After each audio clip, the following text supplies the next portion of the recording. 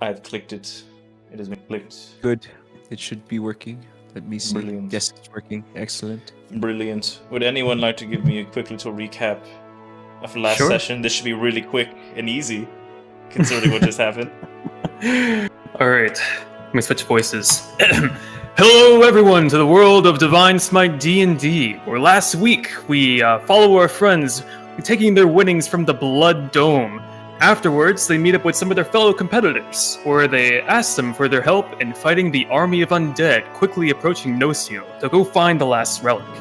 They find some willing spirits, however, they gave them a test. They'll only offer support if we offer them support in their special division of the Stalwart Wild, in slaying the evil dragon Parthernax sometime later on down the road. I have my other notes up, so we'll fix that at the end. Anyways, we have a hook for eventually entering the Rite of the Stars, since the group did so well in the Blood Dome.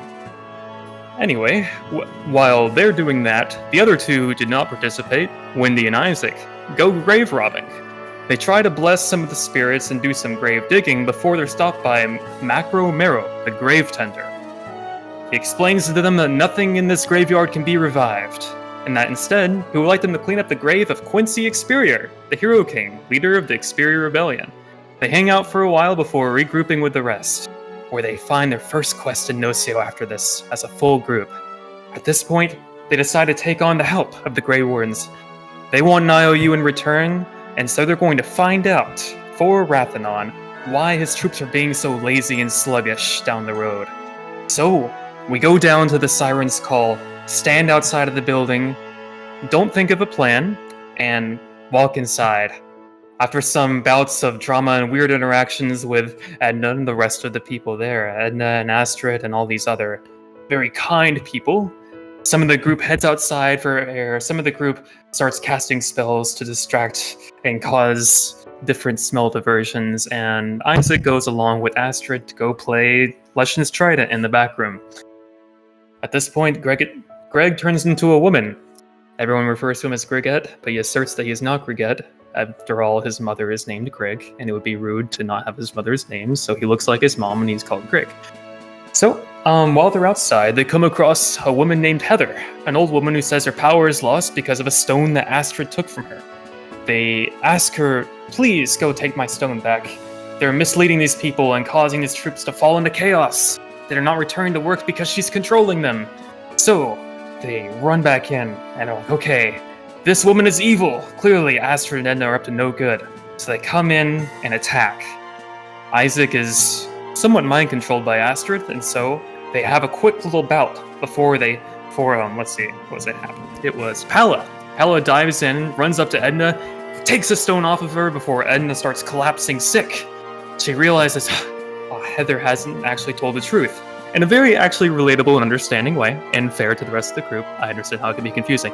So, we start discussing what went on, and then while we're discussing everything, Grig starts a fire on the building from outside. And the smoke and the chaos, we gather everyone, we evacuate the people inside, and we meet outside. We're looking at the burning building, thinking, oh god, what can we do? Before Grig starts casting some ice and water spells to calm things down.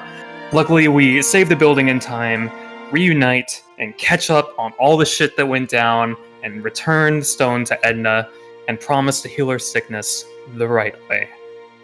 Meanwhile, we learn from Astrid that Heather is a bitch. She can't be trusted.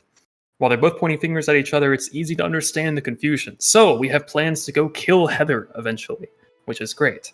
After that, we calm down, we say some parting words to the girls, and then we head home as one happy family. This time, what will we do today? Several things, but that's time to find out now on Divine Smite D&D. Okay, so you guys leave the whorehouse.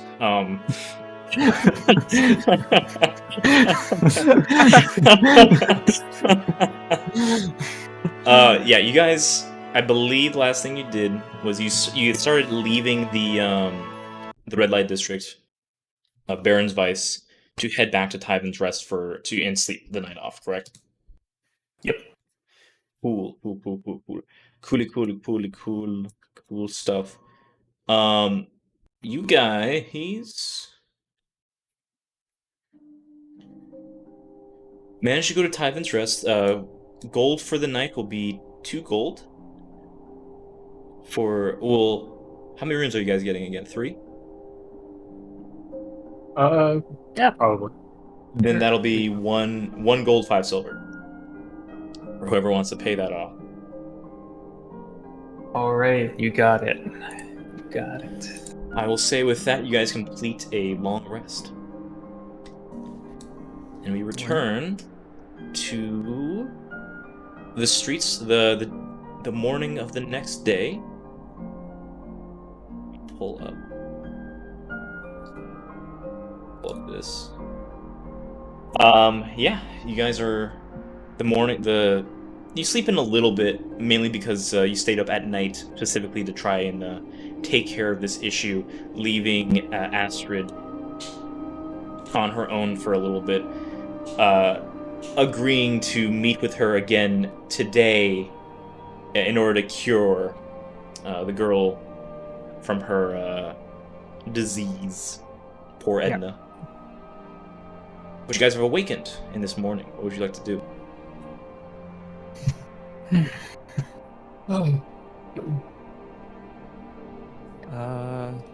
Morning. Do you have something that can like fix her? Yep. Well, hopefully. I did say I'll try my best. I have some spell that could potentially cure her disease. I realize I actually have something too, so I think June's probably better at this given her history, but I can probably stop by and try something. Okay. Well, I'm gonna probably head there now, assuming they're not that busy. I mean, they're probably more busy at night, right? Yeah, I learned when I was leaving that the place was actually a brothel. Did you guys know that? Yes. Yeah. Yeah. Yeah, crazy. I don't know why they had so many decks there, but yeah, if you want to go together, we can stop by. It'd be cool to pay them a visit this early.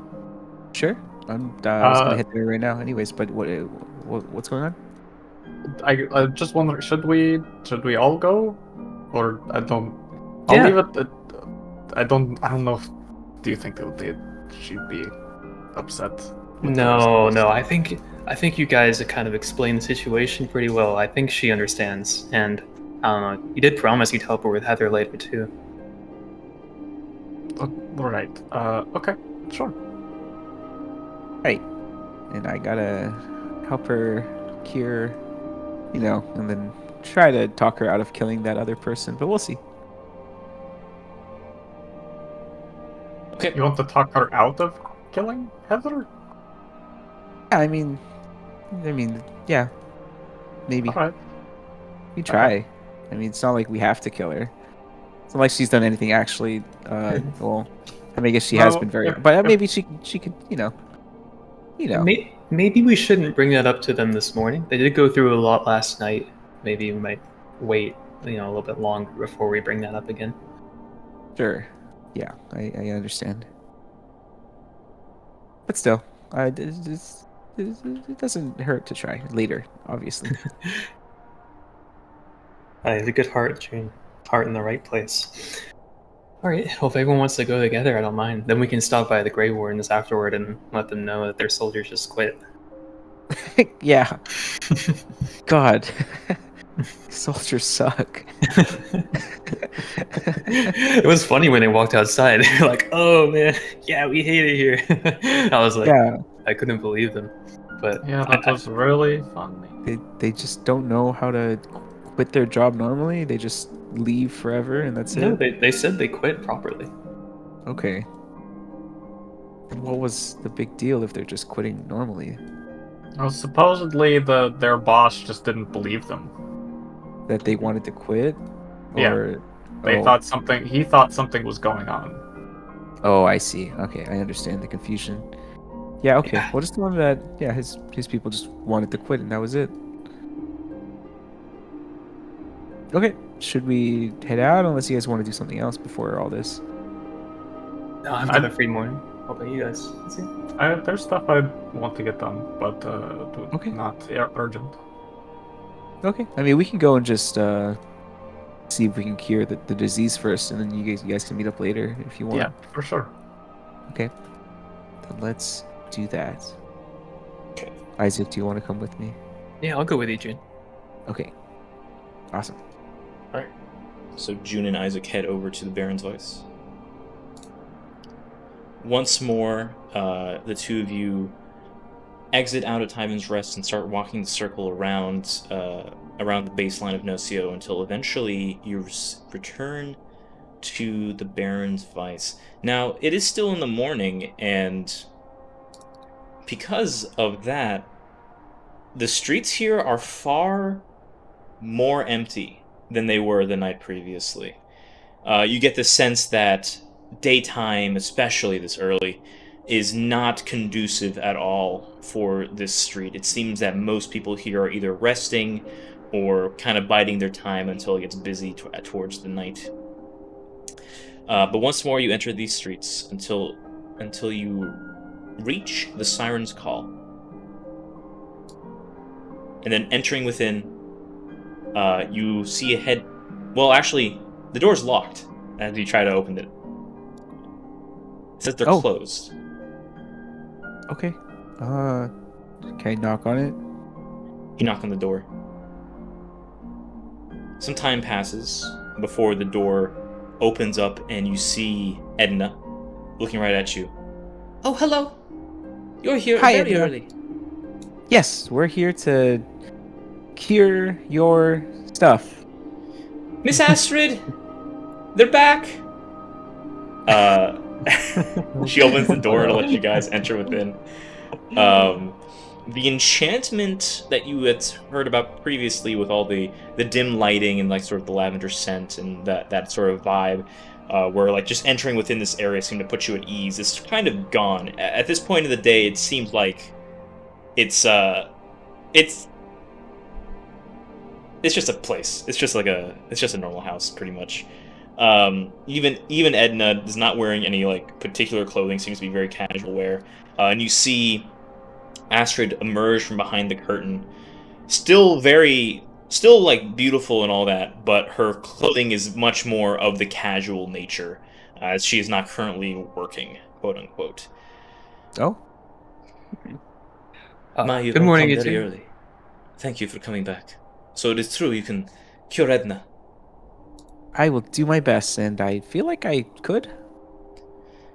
Then by all means, go right ahead. Okay.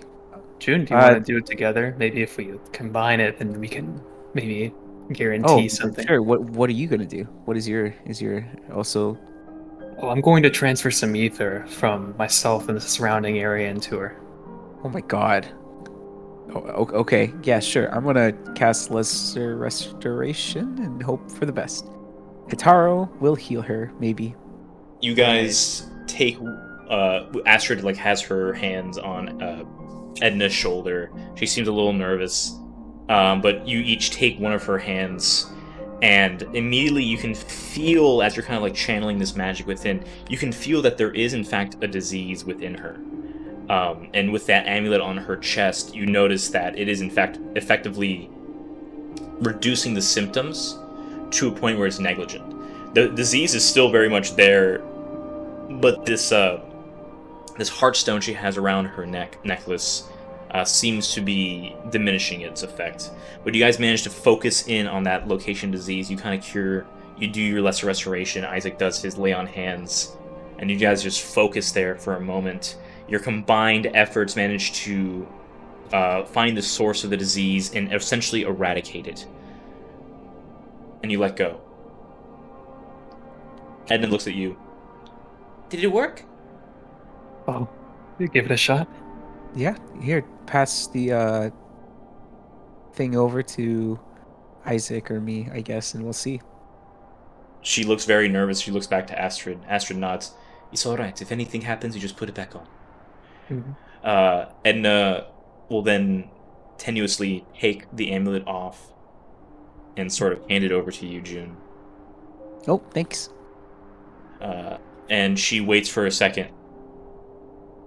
Another minute goes by as you guys are just there kind of observing her, making sure she's fine. About 10 minutes pass, and you notice that if there was anything were to happen, it probably would have been within those 10 minutes. Edna says, I think I feel the same. I feel good. Oh, okay. Oh, whew. Okay, yeah, because we felt the same. The same as I was when I was wearing the amulet. Yeah, it's not before the amulet. Okay. No. Sorry, that was a bit confusing on my part. I apologize for the words there. Miss Astrid, it worked. And she hugs Astrid, and Astrid breathes a heavy sigh of relief. Oh my stars! Thank you, both of you, truly. Of course. Your kindness is sorry noted. about. Oh, don't have to note it. We just we made a mistake yesterday. Well, yeah, good thinking, June. I didn't even think about curing the disease, so yeah, this is all Oh, really yeah. good to see you. This is my first disease I've ever cured, so that's pretty cool. Wow, really? Good job. Okay, well, Keep we had to- the heartstone. We don't Oh. need it any longer. Okay.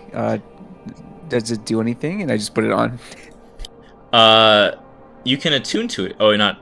Is this attuned? Well, not right now. No, right? Or- yeah, but you can spend some time to figure out what it does.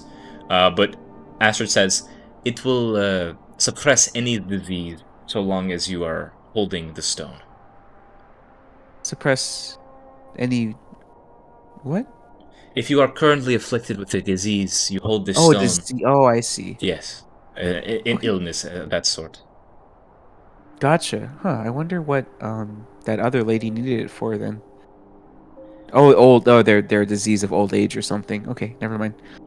I don't know how hags like her work. I'm not entirely certain, but I will be going to kill her now. Oh, like right now? Like right now, yes. Oh, come, Isaac. Oh, you were joining me. Well, yes, yeah, if that's okay. well, yeah, I'd like to offer any support in any way that I can. We did have to meet up with our friends, but I mean, if you feel like now is the right time, then I guess now is the right time. Your friends would also join in this. Sure. Right, Isaac? Well, maybe we should go talk to them real quick. Were you in a rush to go visit Heather? Is she going to leave sometime? Was it? Well, she's probably sleeping right now. I think the element surprise would do quite a bit. But I suppose I could wait a little longer if I had a little more backup. I could probably handle it myself, but consider this making us fully even for trying to burn down my establishment. Yes, agreed. Fully even. Don't like being in debt. All right, sounds good. Well, I guess we can go talk to our friends real quick and then come back. Does that sound good, June? Yeah, let's go do that. Thanks again, Edna says as you guys leave. Yeah, take it easy, and if anything happens or you end up needing this back or anything, feel free to reach out to us and try to. We'll be in town for a while longer. We'll be in touch. Yes, thank you. Alright, you guys leave the Baron's Vice. As you guys head back to your compatriots, the four of you guys who are waiting currently back at Tyvan's Rest, what are you guys doing? Excluding Wendy. Wendy's part of the group, but, inactive right now. What are you guys doing as you wait? I guess if it was nearby, I would go pick up. I was going to. Let's see. So if we have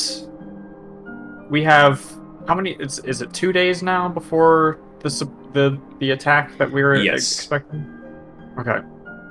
And would I be able to get an item upgraded to a masterwork in that time? No. Okay. It'd be 3 days minimum. Right. Cool. So, in that case, I did want to pick up the headband of intellect. Okay. You going by yourself?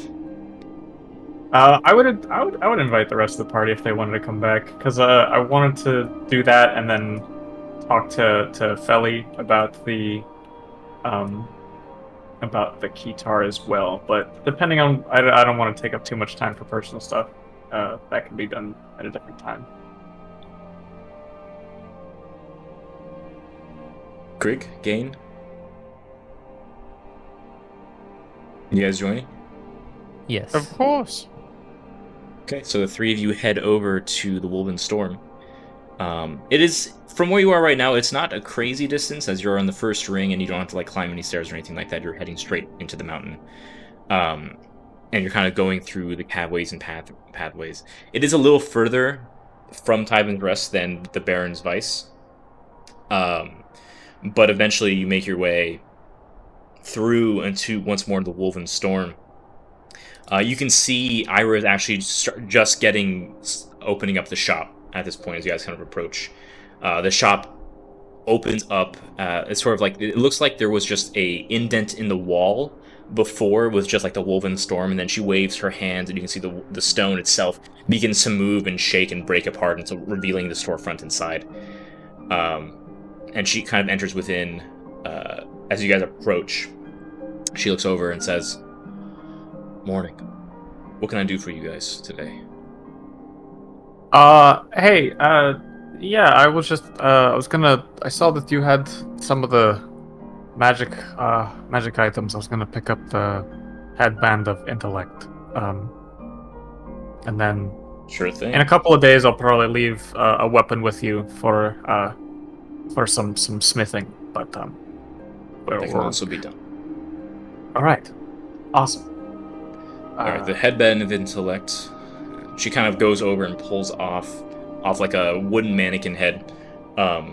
This circlet, essentially, of like a brass kind of like around, and then at the top, like where the front is, are three swirls, each with what look to be an opal, an obsidian, and an emerald on each side, as they kind of swirl around, and she offers it over to you. This will be 1,000 gold. Sure, yeah. Sounds good to me. You hand her 1,000 yeah. gold. She gives you the headband of intellect, which you may now add to your inventory. Love that. Okay. Could you give me directions to the Feli's place? Feli. Oh, yes. She's just around the corner over there and to your right. The musical magus. You can't miss it. Thank you. Did you guys... I'll turn to the party. Is there anything you wanted to do while we're here? I don't want to rush you out. I need to acquire some armor because I'd like to have it treated with mithril, but I don't have it right now, so I'll have to come back again. That can certainly be done. I can show you how to do it yourself when you get here. I would really appreciate that. We have a lot going on, as you can imagine, but when I do find the time, I'd like to come by again. I really have enjoyed spending some time working through things together. I have too, surprisingly. I have too. Happy to hear it. My doors are open. Have to learn. All right. You may come back anytime you wish. Then. Greg, do you need anything?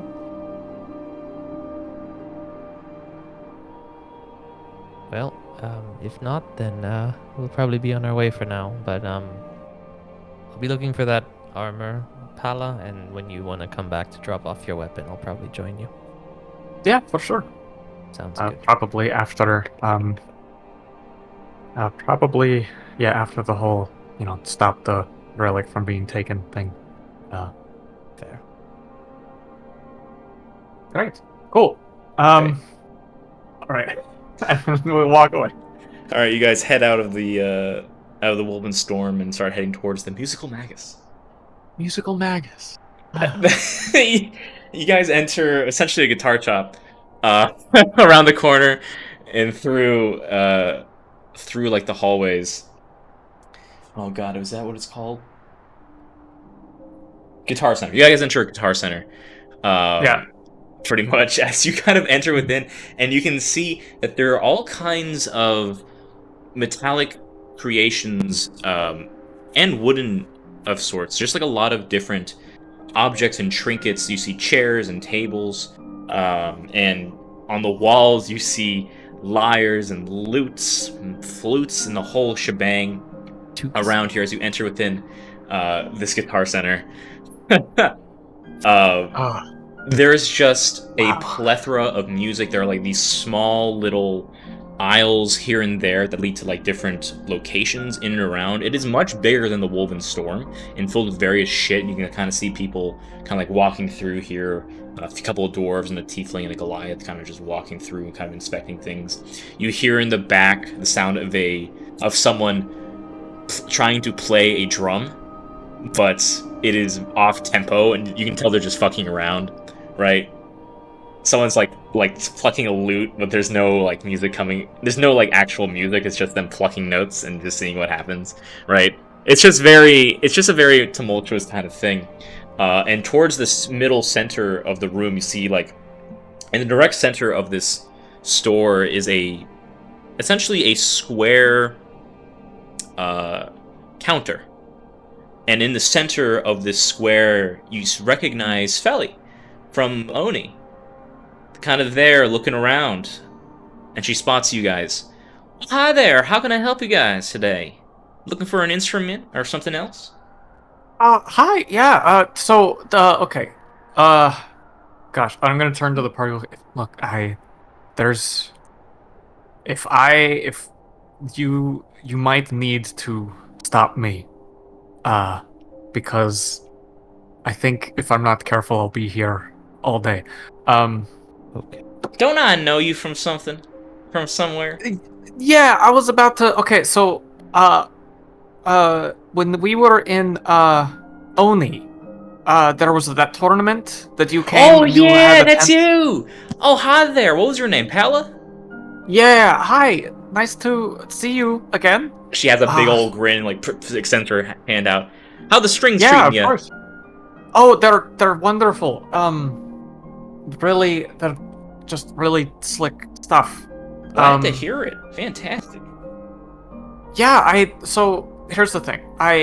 Last time we were there, I wasn't as successful, and I had just started the whole adventure trading thing, so I didn't have any money. But now I have money, and I was wondering, you had like a keyboard guitar thing that you said wasn't finished at the time, but that it would be finished.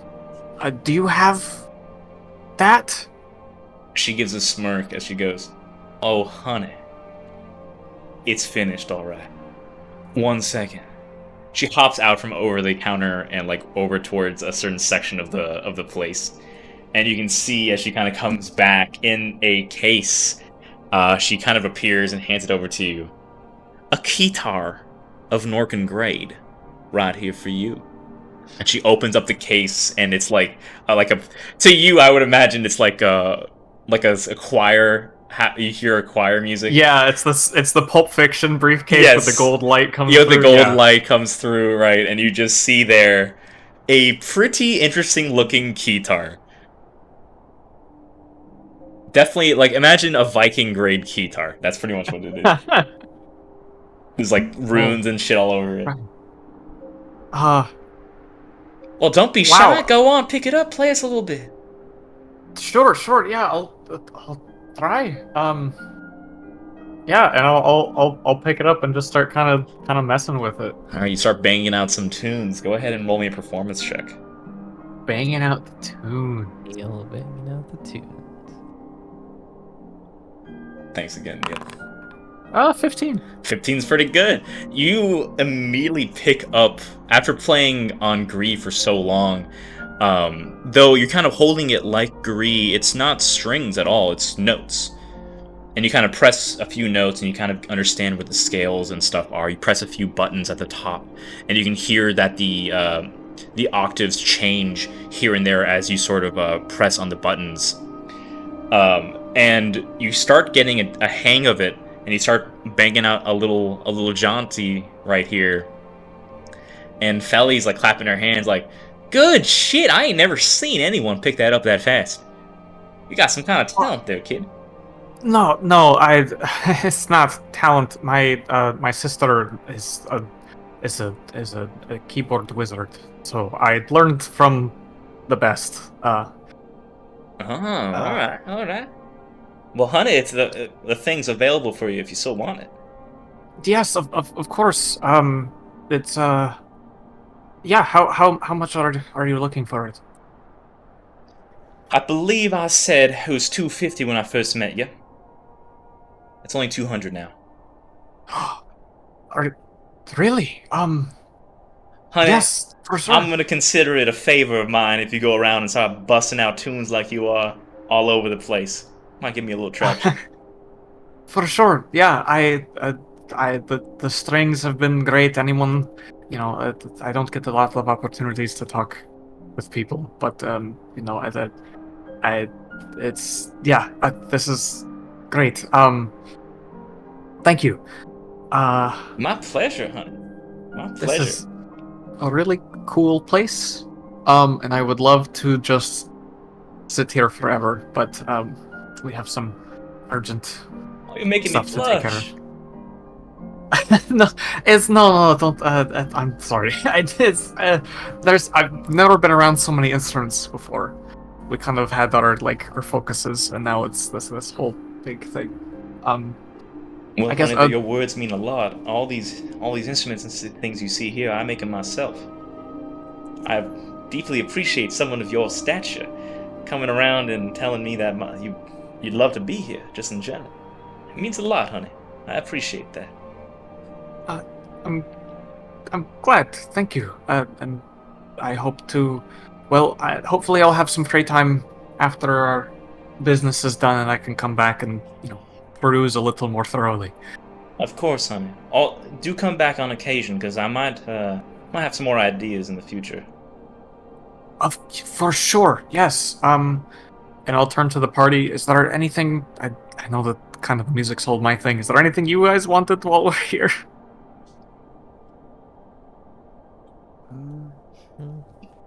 I'm looking around. This is Marco speaking. I'm just looking at the sort of craftsmanship of these instruments. They look pretty well made, for sure. It's not on the level of like Ira, but it's still like very well created. You notice there are a few Made of wood, nicks. Yeah, there's definitely the woods, like the woodwind stuff and stuff like that. You see an acoustic guitar as well. That seems to be kind of like something different. It's like an upgraded lute in sort of a way. The strings are longer and the notes can go deeper. But they look pretty good, honestly. Excuse me, do you have any flutes? Of course, honey. You want a flute? We That's got a right. couple. We got a couple of your size. Let's see here. She pulls out just a very nice looking flute. It's wooden and there's some kind of grooves in there that look like wind, sort of. And she kind of gets handed over to you. Go ahead and try that one out.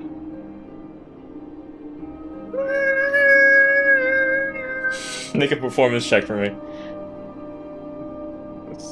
Let's do it. Yeah, a 13. That's not bad. For never playing a flute before, you start playing it a little bit, and it takes you a second or two to pick up. Okay, I gotta blow into it this certain way, and then that makes a noise. And you press your fingers on the holes, and they make different noises. And you start understanding how it is. It's still very novice, but you feel like you're picking it up. And Felly goes, pretty impressive. Is this your first time? That's right. I never even touched a musical instrument before. Well, I'm real mighty impressed. That one could be yours for 2 gold if you want. 2 gold? That's a steal. I'll take it right now. You hand her 2 gold, she lets you keep the flute. Thank you. Budding musicians. Love to see it.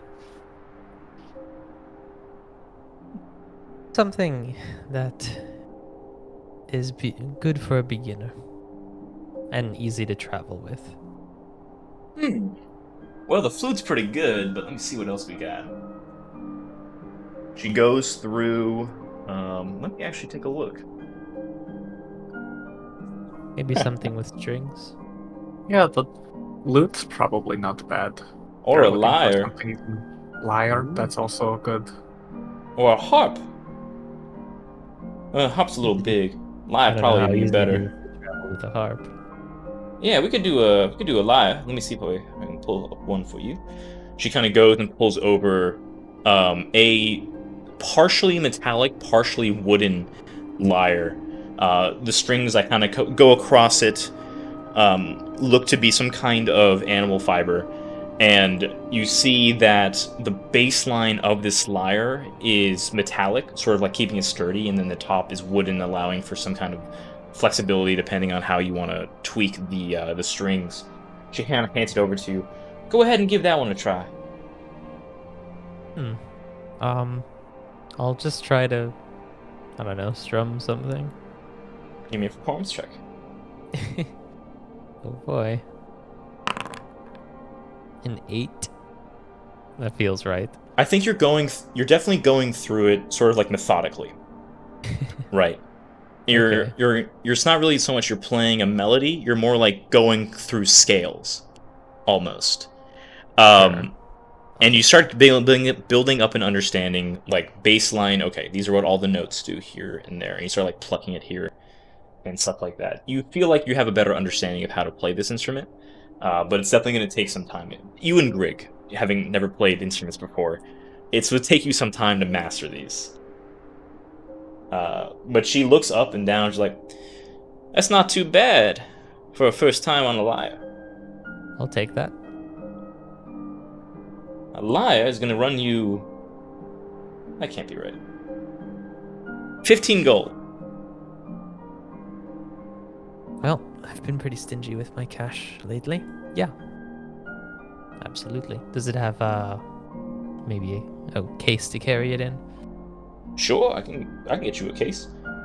She kind of pulls out a leather case that you can kind of put the lyre within. It's like almost a satchel kind of looking thing. You can now add a lyre to your inventory. Thank you very much. Oh, I will say, once you get better at this, any sort of check made with this lyre and flute will have a +1 added to it. Cool, thank you. So just make a note in your You said that was inventory. 15 gold? 15 gold, yes. +1 to performance with the lyre? Yes. Okay. Does that apply to the guitar as well? It sure does. Heck yeah. It's that Norcan grade. Norcan grade. It's just better. I'm imagining something kind of like this, DM. Oh, that's a huge file. 1 second. It's coming on Discord. Yep. Make sure you get the Radacaster strings for your lyre too. Yeah, Oh, I would say it looks very similar to this. Sure. Okay. Just like that vibe of like wood and steel. Yeah, absolutely. Well, pal, I think I need to drag you out of here before we start researching different types of strings. Well, yeah, all right, okay. Take care, you fledgling musicians. I hope to hear your performances one day. We'll hopefully come by to see you soon. For Thank sure. you again. She bows. You guys leave the musical magus. Where are you heading next? That was my business. Is there anything else that you guys wanted to do? Otherwise, I'll probably head back to wait for the rest of the team.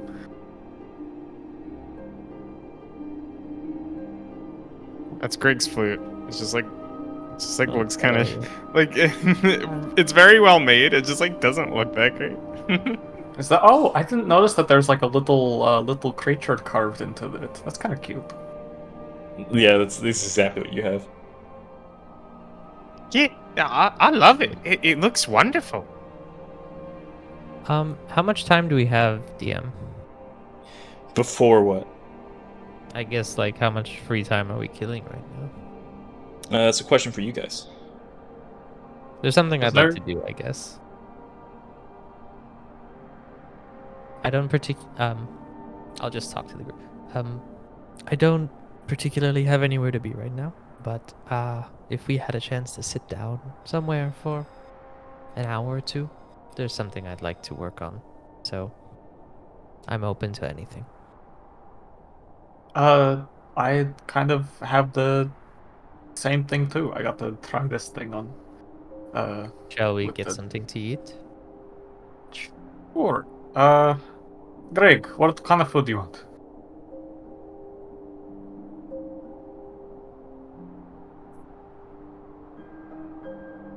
Are you hungry, Greek? You want some chicken tenders, Greg?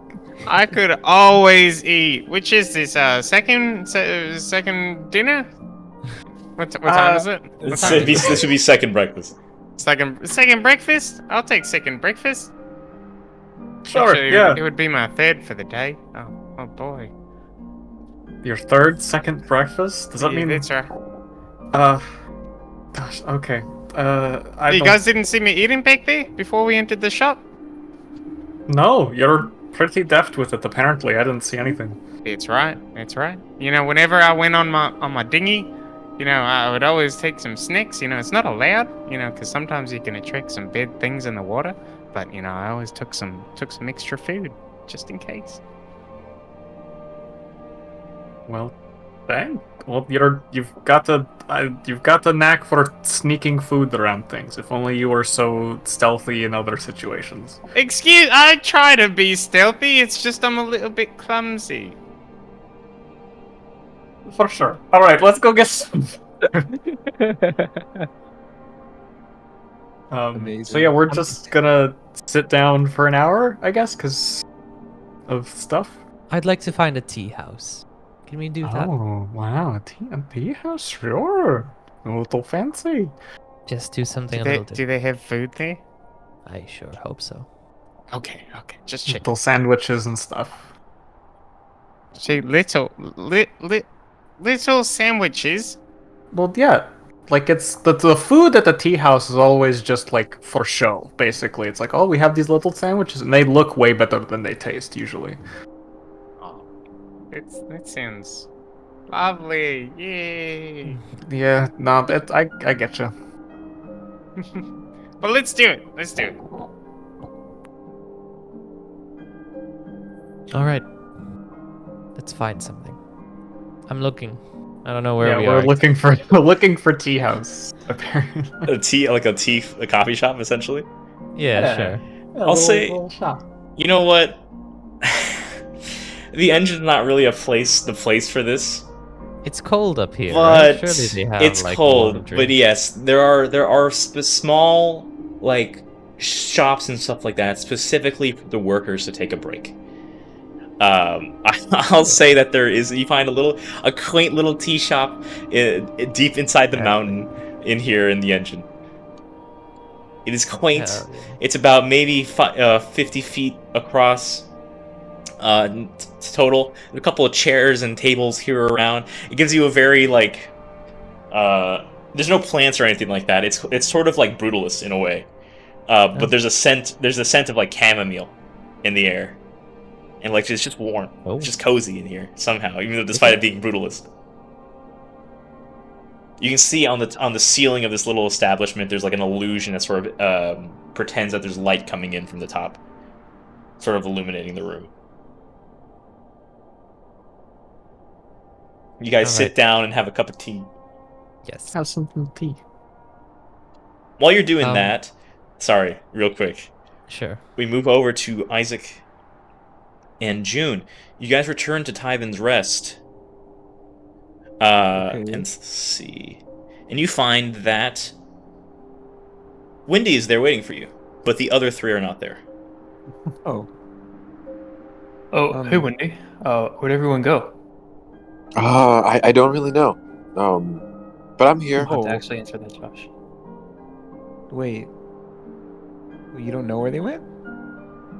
Nope. I was in a bit of a coma. Yeah, let's say the like. It's Oh, a bit of a okay. I coma. No, I get it. It happens sometimes. Like I was in all of us, I not was just in a you. bit of a fugue state. Yeah. I'm sorry. Well, Wendy. Anyway, we're about to go kill Heather with Astrid.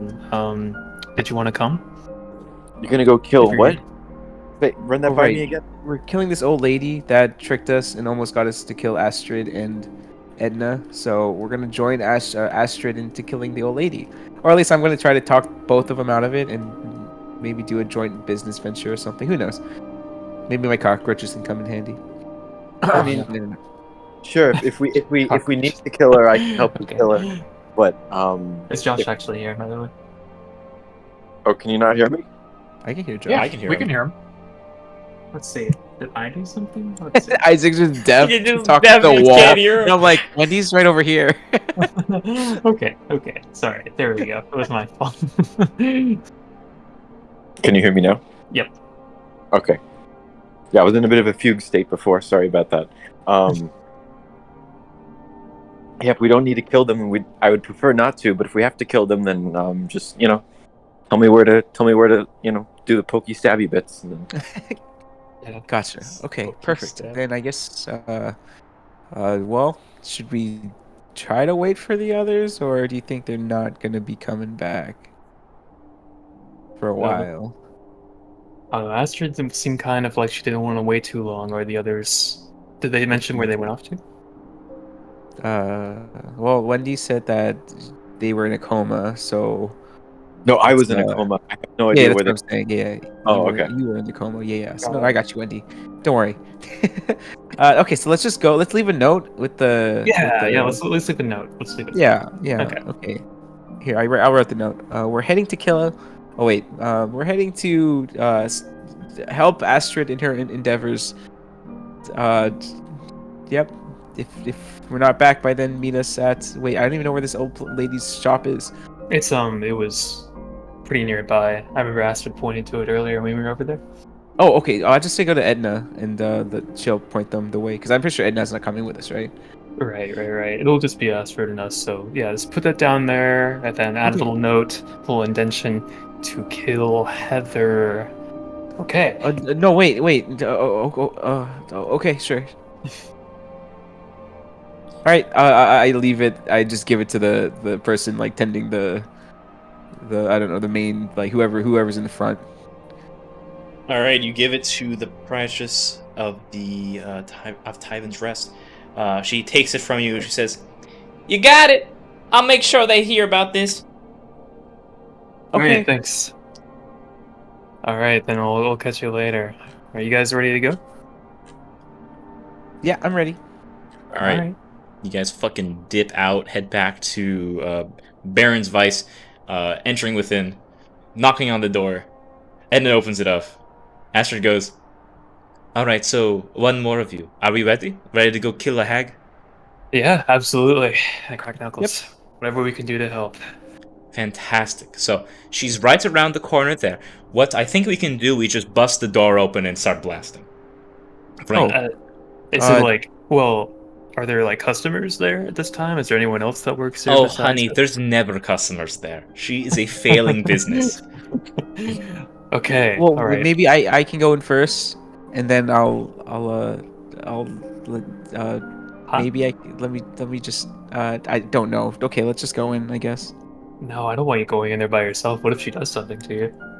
Oh, it's fine. I was gonna just she wanted this amulet back, and maybe I could get her super off guard and be like, "Whoa, here's your amulet back," and then you guys come in and you break through the door and you kill her while Well, she's what like. if she actually takes the amulet from you? You know, wouldn't she? Does that power her, or does it just nullify her just ugliness or whatever? It allows her to do additional things if she has it back. She also, let me remind you, has been in fact causing nightmares. That's part of the reason why those guards came to my place in the first place, because they thought we were causing nightmares and killing people. Oh, gotcha. That's why the guards came to your place. But then, wait, did the guards? Are those the guards that stayed at your place? Yes. Oh, so well, if you think about it, she gave you business because you proved them wrong, and they really liked the place. June. Make a persuasion check. Isaac, shush. roll. Okay. No, I don't have inspiration. Fuck. Okay. Persuasion 16. Astrid sits there for a second, and she tilts her head. That's a good point. Huh. Yeah, she's good at giving nightmares, and you're good at making people feel good. So you guys could you don't have to work directly together. Maybe there's a middleman named July or something. Would be. You want me to work together with her? No, not together. Not together. You don't have to talk to each other. Mm-hmm. Just let make her it keep. clean. That's true. I don't give a shit about the guys with nightmares. Right, You just exactly. just cause more guards to come over. We do our thing, and then makes more money to go to college. This Yes, could work out. and then this works out for Edna, Okay. and we don't have to kill Well, anybody If we because kill then, Heather, well, we could take over their business and give that to Edna, right? And so then you can have two income streams. That is but then also what is? true. But their business is dying, and they don't really have a good business strategy, and it's also just going to compete with your own business. So, I mean, No, you it'll want to just be like- retire eventually, right? And Edna could just take over your business while you just chill. Well, I mean, I guess we rebranded as the Siren's Call Part 2 or something like that. Oh, so you'd like expand? Yeah, it would But- be but- an but, expansion. Maybe you do take it over, and we just convinced Heather to just be the nightmare giver and just direct business to both businesses, so it's double value. Give people nightmares. We're the only ones who can soothe their pain. Yes. They stop Doesn't having that- nightmares. Doesn't the nightmare thing go entirely against what Paolo was saying about the consensual work thing? Well, Isaac, you were totally fine with it when it happened to you, so Because I consent to but like, what if some guy doesn't consent to having nightmares? no, That's not cool. that's why Heather is a separate LLC on the side. Right. Yeah. I have no control over what Heather does. You know, Right. if she's going around causing nightmares to people, what am I gonna do about that outside of kill her? You know. Right. And at the end of the day, like if the guards are just like, hey, we can't have nightmares, then you just be like, okay, fine, then you go kill Heather. But until then, until they Well, they're figure kind out of if already actually- saying they're assuming that we're giving the nightmares. Well, wait. Well, they're assuming you're giving them nightmares, but we're going to tell the guards that you're not giving them nightmares, and they're just little babies that have nightmares, And they're just going to believe us? and they're just gonna just be like the guards just like, enjoy not having nightmares, so they go to your place and spend money. And then I want to say that it's the workplace environment that's giving them nightmares because they have to deal with so much tragic shit. I don't know what they do, but being a guard can't be that easy. Hold on, is there a person in charge of this investigation? His name was Rathanon when we first originally got this. Perhaps I'll visit Rathanon to a little visit. I'll pay him a little visit, maybe change his mind. And don't make him want to stay at your place forever because you need somebody to still work there to change their mind and not investigate you, right? Yes, no, he'll stay where he is. But we can maybe spread a little rumor saying that if you have nightmares, come to the Siren's Call. We get rid of those. And then we could have protection around, because Heather can't enter my establishment. She'd die in an instant. Right. So anyone who comes in, she would not be able to give nightmares to them. And they could sleep. And maybe I go in and I'm doing a we favor just, for the city. Oh my god. Look right, at you're this. saving the guards, and Heather doesn't get any of the credit except for the nightmares. I suppose that's true. The only thing is, Heather does truly hate me, and she'll find more ways of trying to kill me and Edna. So For the that's stone. why I go in. I'm the middle person here. She has no hatred toward me, even though she does think that I'm getting her this amulet back, and maybe she'll favor me. True. Are you gonna give her the amulet back? I will talk to her and see how it goes. And if I yell the words "Holy shit, I'm dying," then you run in. Okay, you know what? This works for me. You could try your thing. Okay. All right, Isaac. You stay out here with and I'll go in and talk to Heather. Okay. And you too, Wendy. You stay out here.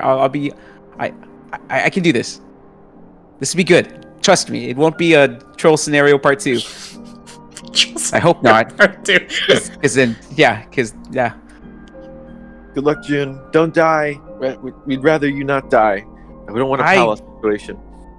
Well, I won't die. I mean, I am the champion of Vitaro, and that doesn't really mean much. But I won't die. We got confidence in you. We believe in you. You got this. I don't like this one bit, and I do not have confidence in this working out, but try your best.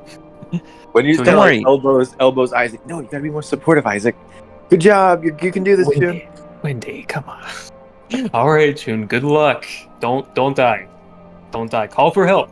Okay, call for help. When was the last time I ever died? And are we at the place already? Can I walk? Yes, in? you're outside. You're out. You walk in.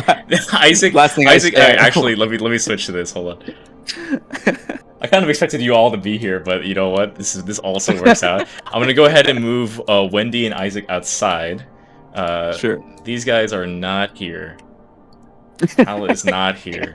Astrid is outside with you guys.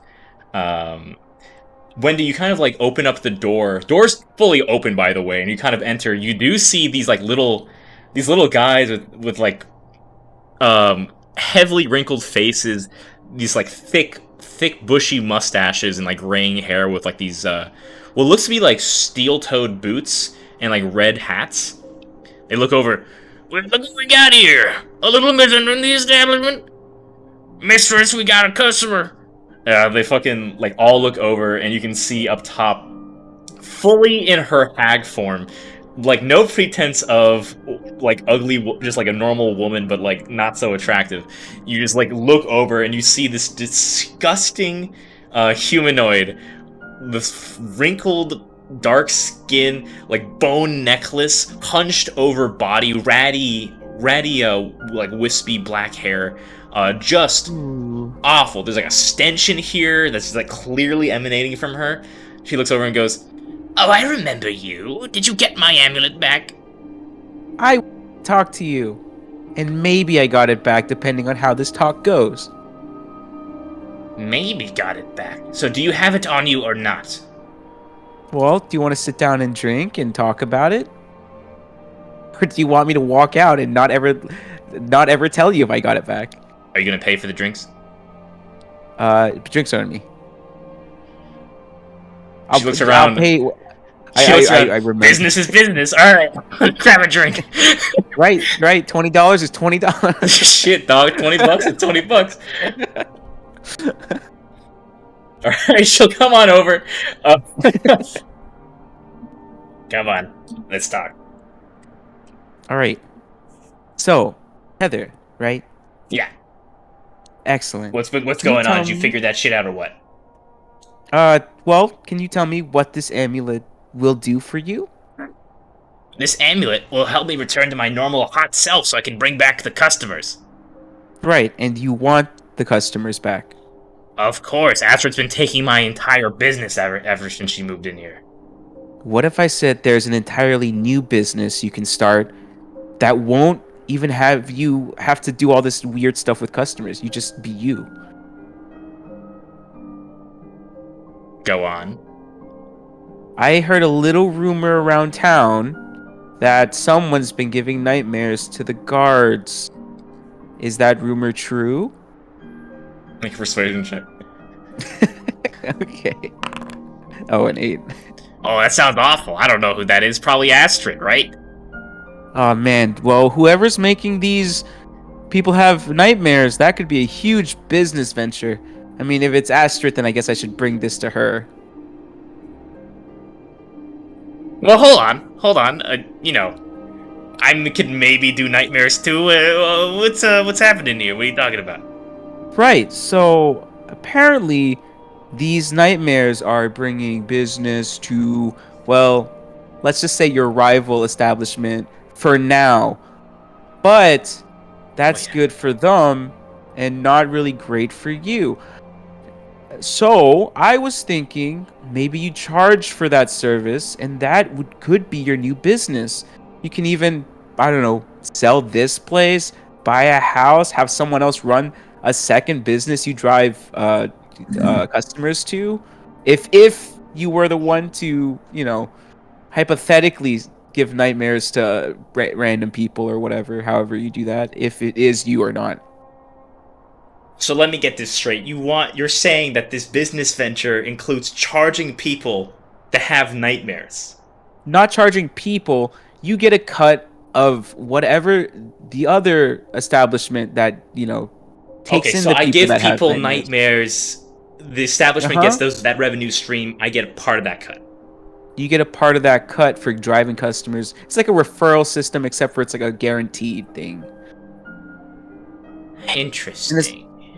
And if this said, let's say you were the one to give nightmares, allegedly, in case I look around, just like no one's in here, so I'm like, oh, never mind. Okay, whatever, it doesn't matter. It's just the fucking red caps, yeah. Very Then much. it's that's a market no one's ever touched on yet, and right now you're doing it for free. So, you know what I'm saying? I should be giving nightmares out to people. Well, I mean, I'm not really doing it for free. I'm trying to suck their souls out of their body. I mean, shit. That's what I didn't hear anything. Well, the But whole soul thing is kind of or important. the soul thing is important for you because, or for like if you were the one, because. They're kind of delicious. Oh, so like you feast on them, like it's like how you eat and stuff. I also do arts and crafts with them. Oh, okay. So you're. Oh, I see. So it's like a treat. It's like a treat and a hobby. Yeah, kind of like that. I mean, it's just nice to Can you have show a me? human's make a persuasion Like, check don't- with advantage. 18. Yeah, I got one right here.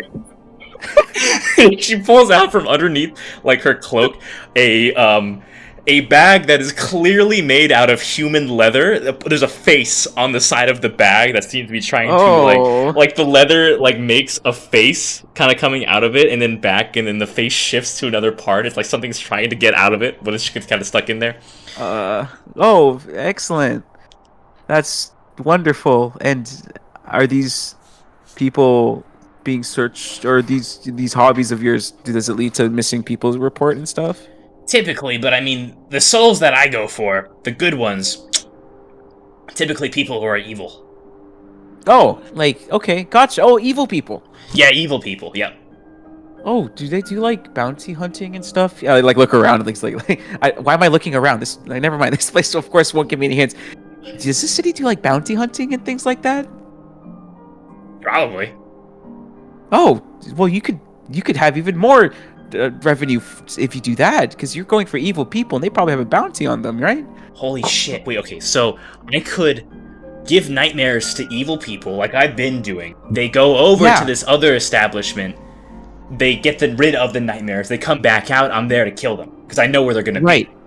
But only the bad people. If you give nightmares to normal people, don't eat them because they're not as delicious or good for hobby stuff. be. I mean, I guess that's true. I would need my stone for this to work, though. Oh, right. Your stone. But would you agree if this stone was perhaps given to you? And yeah, would you agree if you had your stone to be able to do this and not harm good people or the guards? I mean, unless one of the guards are like a psychopath killer, then maybe you can harm that one, but not the good guards. How is this? Well, this seems like more work than just getting my soul stone back from Astrid, and resuming business as normal. Is it more work? I would have. Well, I guess I'm already. Well, a lot of the evil people that I normally suck souls from typically come here or Astrid's place. So I have to like search for a What bit if we- harder. What if we have an agreement that you can lurk with your stone in either here or the other place, then maybe like halftime here, halftime there, and you don't even have to run the other place. You just lurk and you give nightmares to people. We have I don't know, maybe Edna or someone run this place and have Astrid run the other one, and you just bounce between the two. You do your thing, get your paycheck, get out, get bounties, double up, save up, go find even more bigger people later on once you retire. God, I have to work with bigger that evil bitch. people. No, God you don't have to damn. work with her. You don't have to look at her at all. Just delicious bad people that probably go to both establishments that you miss out on. You know what? That doesn't sound like too bad an offer. Right. If you can get my soul stone back, Yeah? I think I could probably try that out. Give these boys here a little bit of a hunt to go on, am I right, boy? Yes, yeah! And you see, like, the fucking red caps start dancing and slapping their steel-toed boots and, like, start making cracks in the ground. Okay. Well, this does mean you might have to talk to Astrid. Is that okay? She stole my Yes. shit. Well, now you're taking you don't have to take each other's customers, you just take their souls or whatever. And then give them nightmares. So like it's no longer stealing, especially if Wait. you get your stone back. You know what? You're kind of right. In this case, I am Astrid's revenue stream. Without Yeah, me, exactly. she'd have nothing. Right. You are the soul. You are the soul of the business. Yeah, You that'll may not be work. the face of it, but you're the soul of it, and that's better because if the business gets in tough shit, guess who gets the shit? The face, not the soul. I like the way you talk, girly. Right. My name's July. Nice to meet you. All right, July. Let's shake Right. on it. Sure. I grab her hand that she's sticking out, and I shake it. Very stern, It's- very confident. Wisdom You saving. feel really weird as you shake this hand. It's just there's Okay. just something as you effectively sign a contract with this hag. All right, now my soul stone. Right. Give me 1 second. I think I maybe found it, and I kind of walk out a little bit to the door. I poke my head out, and I give like a thumbs up. I'm like, guys. I look at Astrid and be like, good business. We got. I think I got her. There is no way you just got that working. Holy shit! I close the door before Before she anyone said responds. I Yeah. walk up to walk up to Heather and be like, "Well, Heather, this is a good start to a new business." And I take off the amulet that I've been wearing this whole time, like underneath my armor, and I give it to her. Allow me to see your more beautiful form than you already are. She holds the heartstone and she just starts cackling.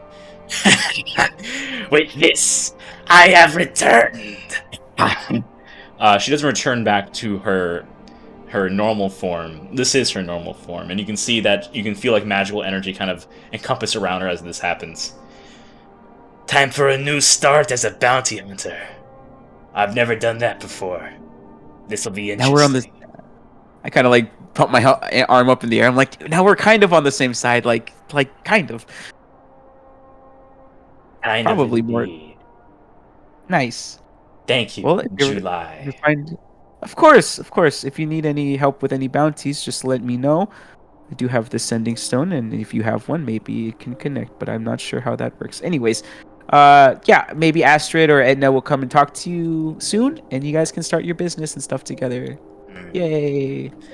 Alright, boys. Go hunt. One by one, they all fucking they break out the window.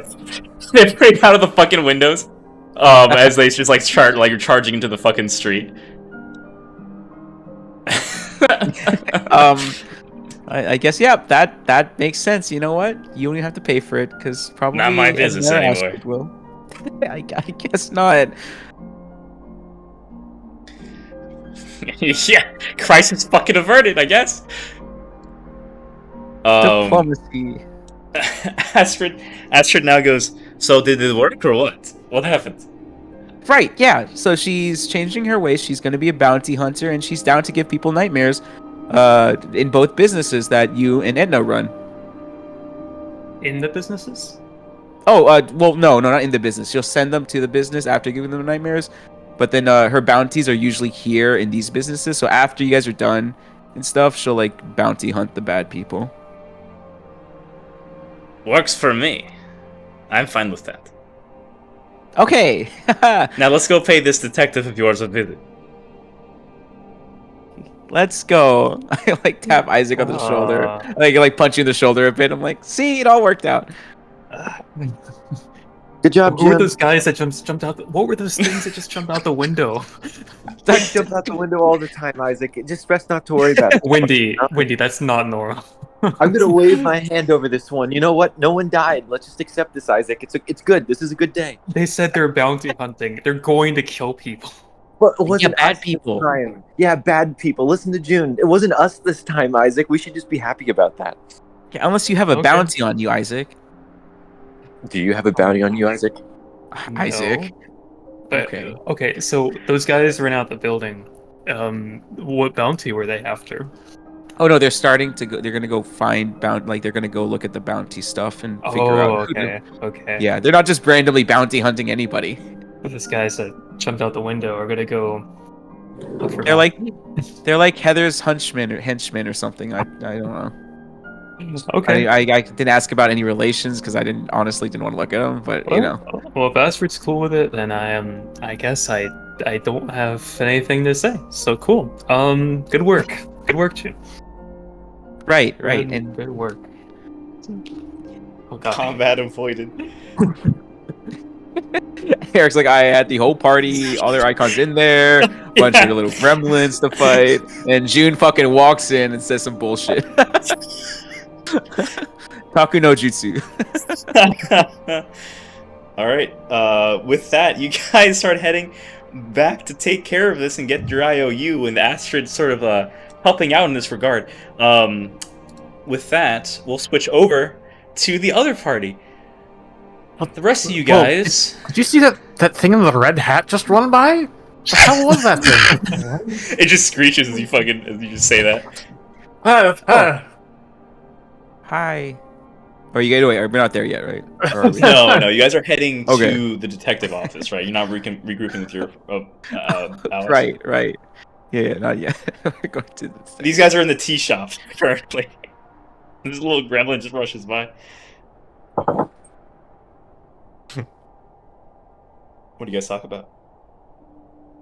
I have What pulled am I out talking my about? woodworking tools and a small piece of wood, just a small like knot, and I'm carving something. Okay.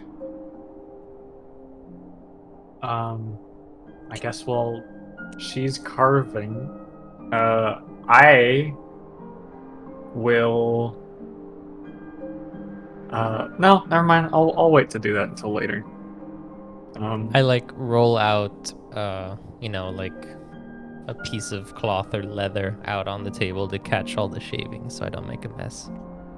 On this Oh, how like thoughtful. horrible, brutal concrete table, I assume. Yes. You Yeah. get the sense that a lot of the individuals who come in here kind of do the same things as you do. There's just some kind of crap always going on here. All right, sweet. I'll So just if I bang on pulled the out my tunes, I power guess. tools, they'd be like, yeah, whatever. Just a fucking drill. Who brought the CNC machine in here? Anyway, that's what I'm doing. What kind of tea can I drink? Bust out my flute. There's a nice hibiscus. Yeah. Rick's playing the fucking flute. There's a nice hibiscus tea. There's chamomile. There's an Earl Grey. A London fog. There is A London fog. A London fog. No. All right, say you no get more. you take a you grab a Gerlach fog. That's I what thought they're you were called gonna say here. a girthy. Yeah, I'm gonna have a Gerlach fog also. All right, you guys, both of you have a Gerlach fog. It's I'll cozy. get a It's hibiscus. warm. The hibiscus is fantastic. Clearly imported from Qualt, but it's good shit. Good stuff. Of course. Of course. So I guess Gain, is there like, what are you working on?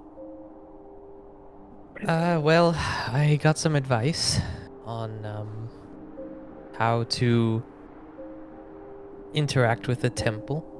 So I'm just trying something out. That's all. All right. Needed to put something together. Put a little bit of effort into it, you know. Sure. DM, like, Yes. I don't know. More or less, if I were to like take a stab at what it is I'm trying to make, it's something like this. Interesting. Okay. Just like Okay. small or ornamental, Yeah. intricate, but not like something that would be too like unfamiliar to me. As a master worker of key art, I'm gonna say you don't even have to roll for this. You just happen to make it in the exact way you want to. Okay. It's like time consuming, but not particularly hard to do. That's kind of Correct. the vibe. Yeah. Like It's it's not just gonna gonna be take another. It beautiful. probably would take like an hour or two, maybe, just to Yeah, get all I'm the not details. busting right. out like the sandpaper or whatever. Just like a chisel and a few other like woodworking tools. That's all. Yeah, that works. And I guess Grig is playing on a little flute that he just picked up. I sent a video in the memes channel. Oh, perfect. Oh, yeah. yes, I know what Good, you're talking good. about. That is But exactly what's I'm playing. gonna ask Paolo for advice. Yeah, stop, really quick. Okay. Alright, so you're gonna want to, make sure your fingers are in the right spot, alright? With the flute, I haven't played much flute myself, but try, so rather than jumping straight into music, try doing just kind of go one note up and down at a time. It's really tedious, but like you gotta just practice the movement with the fingers, otherwise you get all these like weird notes and stuff. Oh. Yeah, alright. Greg's just gonna like keep doing it. Okay, yeah. Yep, alright, you keep at it. You know, practice makes perfect, they say.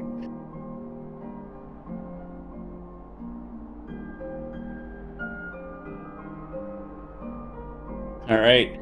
You guys enjoy this as a couple hours go by. Within this time, though, I believe it would be within enough time for the other group to have reached the brig to speak to the gentleman who issued this request to you.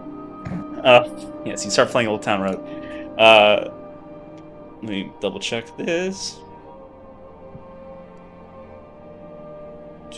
Not that. This one. Question mark. Yes, Sergeant Raphanon. You once more kind of enter within, Astrid kind of following here in suit here as you guys kind of go in here into the area. And Sergeant Raphanon kind of brings you over. So, what happened? Who's this? He looks over to Astrid.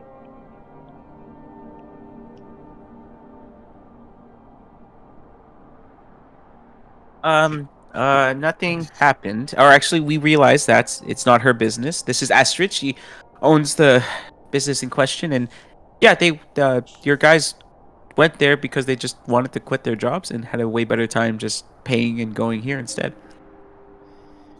Yes, you're awfully rigid. You know, you don't really give them any sort of leeway. And she kind of gets in real close to him. I have no idea what you're talking about. If you're causing these issues and doing that with my men... No, honey. They quit on their own volition. You see, you are a bit of a downer for them, and we help ease their suffering and burden. Their leaving was your fault, and your fault alone. And of course, we cause no nightmares. We cause beautiful dreams. Wonderful ones. She kind of like... looks him deeply in the eyes. All right, Astrid, this is what you're good at. Oh yeah. Oh my god, it's He looks into her. You know what? Maybe I have been too rigid on these guys. Maybe it is my fault. Shh, Wait. It's okay. He starts like crying. Shh, it's okay. It's fine. We're here. And she like embraces him, and he just starts crying into her. You've been holding that in for a long time, haven't you? Yeah, I'm never gonna get this promotion at this rate. In the city, they don't appreciate me.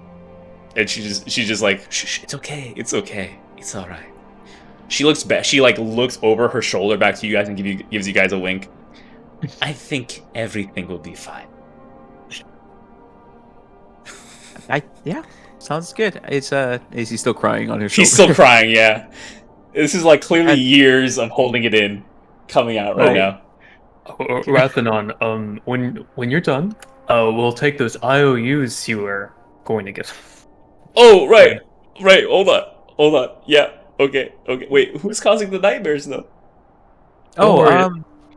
It's okay. I think they just have nightmares from like just the workplace environment, and you know, it's kind of tough being a guard, I'm guessing. That's so fucking true. He just slams his fist on the table. Whatever, man. I don't want this case anymore. We'll just chalk it up. Nightmares, whatever. Yes, I'll be taking care of anyone with nightmares from now on. You just send them my way, okay, honey? Okay. She leaves him alone. She takes off the embrace. He goes to the table. Okay. Sorry about that. IOUs. Yes, I do owe you. Quite a deal. What can I do for you then? Well, there are a couple things. Let's see. How do we phrase this? June Wendy about Mizian. Let's see. Do you want to just go straight to the point, or do you want to phrase it in a better way? Because You know what I'm about to say maybe is better. Just go for it. Just go for it. okay. There's an undead army heading this way, and we need help fighting them. What? What are you talking about? Yeah. Well, there is an undead army after something particular in the city. And, of course, it might not put the whole city in danger, but, it would be really helpful if the Grey Wardens could support us in defending the city from this threat coming in 2 days. Do you have any proof of this? The proof of our word, mister. I mean, clearly we have a lot to go on. Well, I trust you, but without proof, I don't know how much I can mobilize against this threat off the get-go. You won't have to mobilize far, since it's coming to the city. You just have to be prepared, so we're in 2 days from now, that you can mobilize those troops when it happens. Just get them ready. I will do my best, but I cannot promise you a lot. I mean, obviously, if we see an entire army coming in, we will be mobilizing. That is for certain, but I do not know if I could pre-prepare very much. Well, That's that's fine. That's fine. Do you think you if we really need it, let's say they do come and apparently they are not seen, do you think we can get like 2 or 3 squads? At least, like if one of us runs to you and be like, hey, we need like a group of people or some people to help. You think you can have like that? I can do. Yes. Okay. That I can do. Okay. Perfect. Then to cash in our IOU, since that seems to fall under the realm of defending the city, there's something that the Grey Wardens have that we want returned to a friend of ours. Make a persuasion check with advantage, because Astrid is currently actively helping you. Okay, that's not bad. Okay, 19? 19. Okay. He looks over. What do I have? What do you need? So, Warden Vexit Crosshand, do you know him? I know of the Warden, yes. He has a weapon that belonged to one of our friends of ours. It's called Goliath, and we need it returned in order to help with this. Okay. This is us cashing in our IOU. And this will help with the defense against the city? Absolutely. He, wipes his face down. Okay, that... I cannot get to you immediately. You're gonna have to give me until tomorrow. But I could probably get that for you. Tomorrow's I'll have to fine. cash in a few favors here and there. This is gonna be stressful. And it's okay if it's stressful. You can always come to me. He just looks and starts crying again. And if you want that promotion and to keep your guards working, maybe use some of your guard budget or whatever you have, and you invest in like, I don't know, maybe a discount, or you use the budget to pay for like, every guard gets once a month, they go to Astrid, and I kind of wink at Astrid. That way they don't leave you forever because they want to go here instead. They just know they get a free visit if they work for you. So you just, maybe you just use that budget for that a little bit. Surprisingly, that could work. I think I can arrange something like that.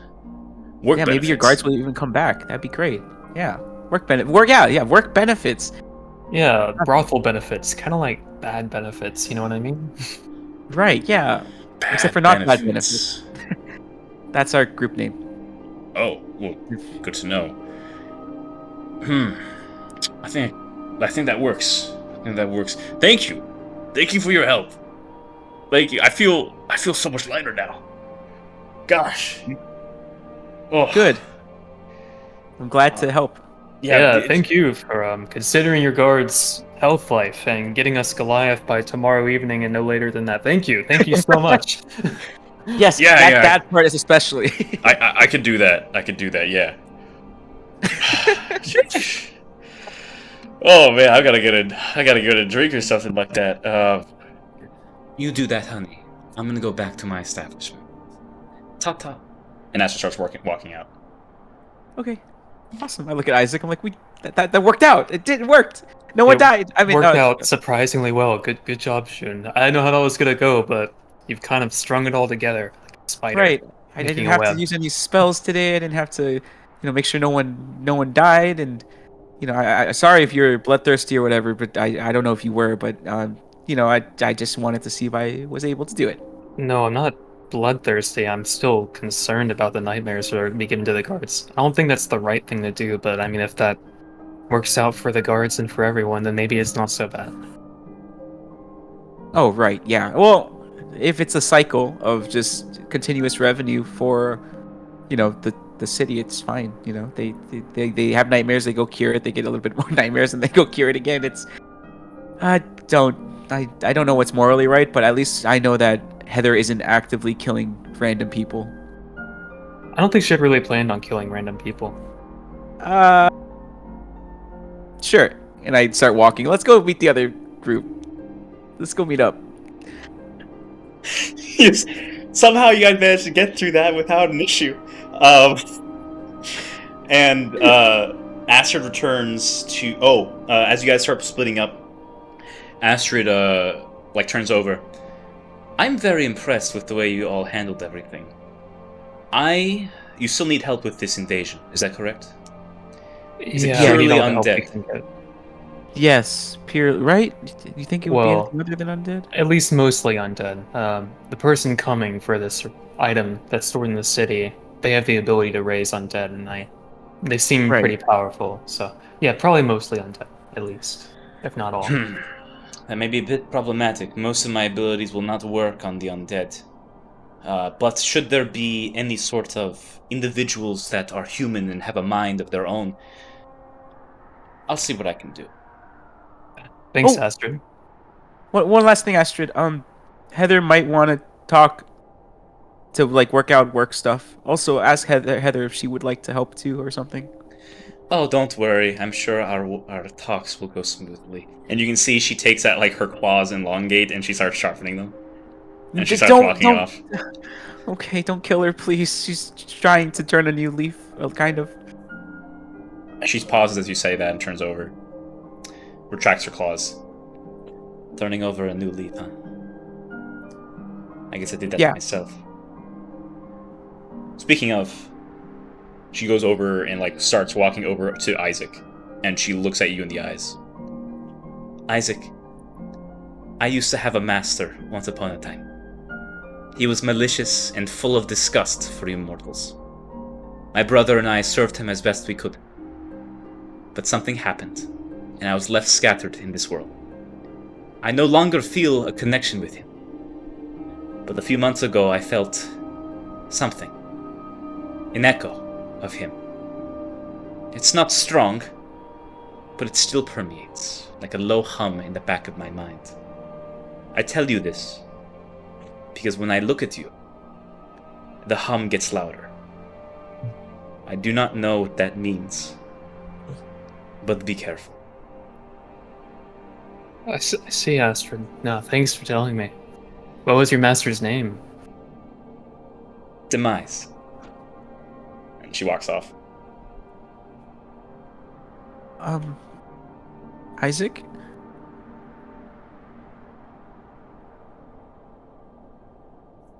Okay. Let's meet up with the others, alright? Let's get out of here. But okay. Just, all right. Look at Wendy. Like, When just kind of eyes are bugged out, looks at June, kind of shrugs, we'll deal with this. We'll deal with this later, okay? you're okay. We do have a lot of stuff going on. All right, let's go. Okay, you guys return to Tyvan's Rest to not find your group. Are they? And the other... So, I will say at this point, you other guys have finished your rest. The wood carving created. What would you like to do? We should probably head back, right?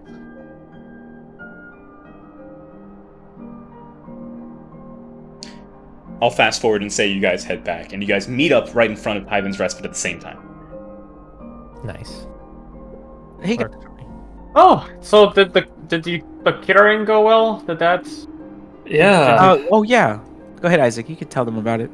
No, you can fill in the details, but I'll mention at least. Edna's cured. She's fine now, so the disease is no longer affecting her thanks to June. Wow. All right. And done. when did you guys want to go confront Heather? Well, June can tell you what happened with that part. Right. We're not gonna do that. Why, June? Why are we not doing that? Oh well, they're working together now as business partners. Okay. Yep. And how? Well, one of them drives customers to the establishment, and the other just, provides service. Also, Heather's now a new bounty hunter, so she's kind of on our side.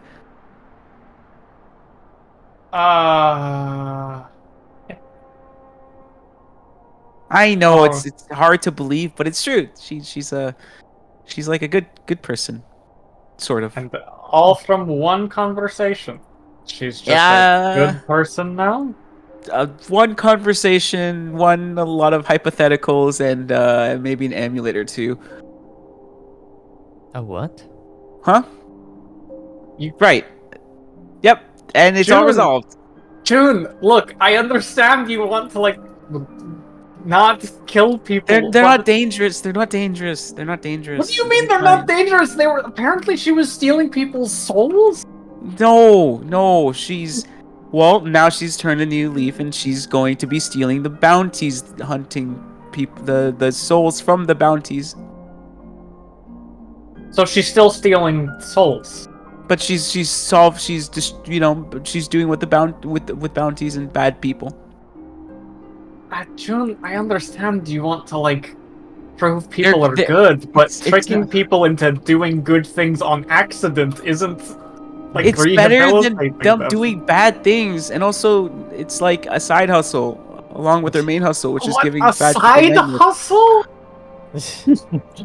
Anyways, it's all resolved. No one's getting hurt anymore, and Edna and Astrid have a thriving business. Even more, two thriving businesses, two buildings. Also, if you see a bunch of little gremlins running around that are red and screaming, just they're good. They're good. They're good little guys. Don't hurt them. What is Pala's expression? What is Pala's expression right now? What does Pala look like as June is explaining all this? I think Pala has just a permanent vein on her forehead as she's just incredibly tense right now. Okay. Wait, listen, Pala. I could see you're agitated. I could see. I could tell you're a little agitated at this. Listen, no one died. We didn't die. No. I think June did a great job. No one died. That we care about. Us. No, none of us died or got hurt. So I mean, was it optimal? Maybe not. But I mean, I think it's about as good as we could ask for, right, June? Right. It was only the three of us and Astrid, so it was the best option without any violence, and now the world is a better place. And isn't that really all that matters at the end of the day? I don't know. They're still giving people nightmares, and I don't really. That's besides. That's not that they're giving the bad people and the good people, and they're helping. Look, it's better than it used to be, but don't say that this is as good as it could have been. Well, the other alternative is. I'm not gonna push the issue. Okay, all right. I won't say what the other option was because that would not have been good. All right. Is there anything else that we need to mention, Isaac? Yes, Wendy? they're definitely. Oh right, the guards.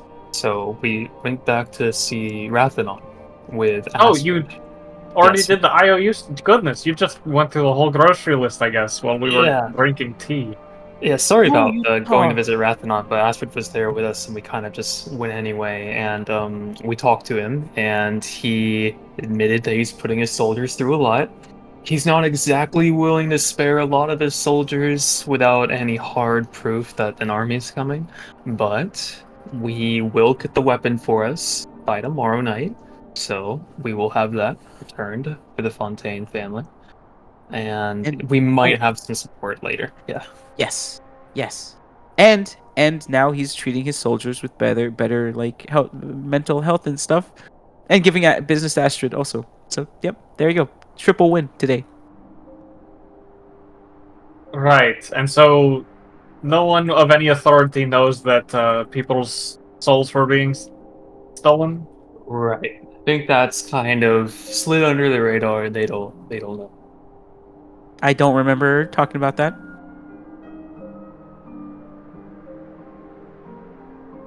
All right. I think for my own health, I'm going to stop here.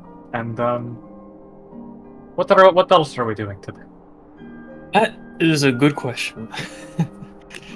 Okay. Let's. Did you guys accomplish anything interesting this morning?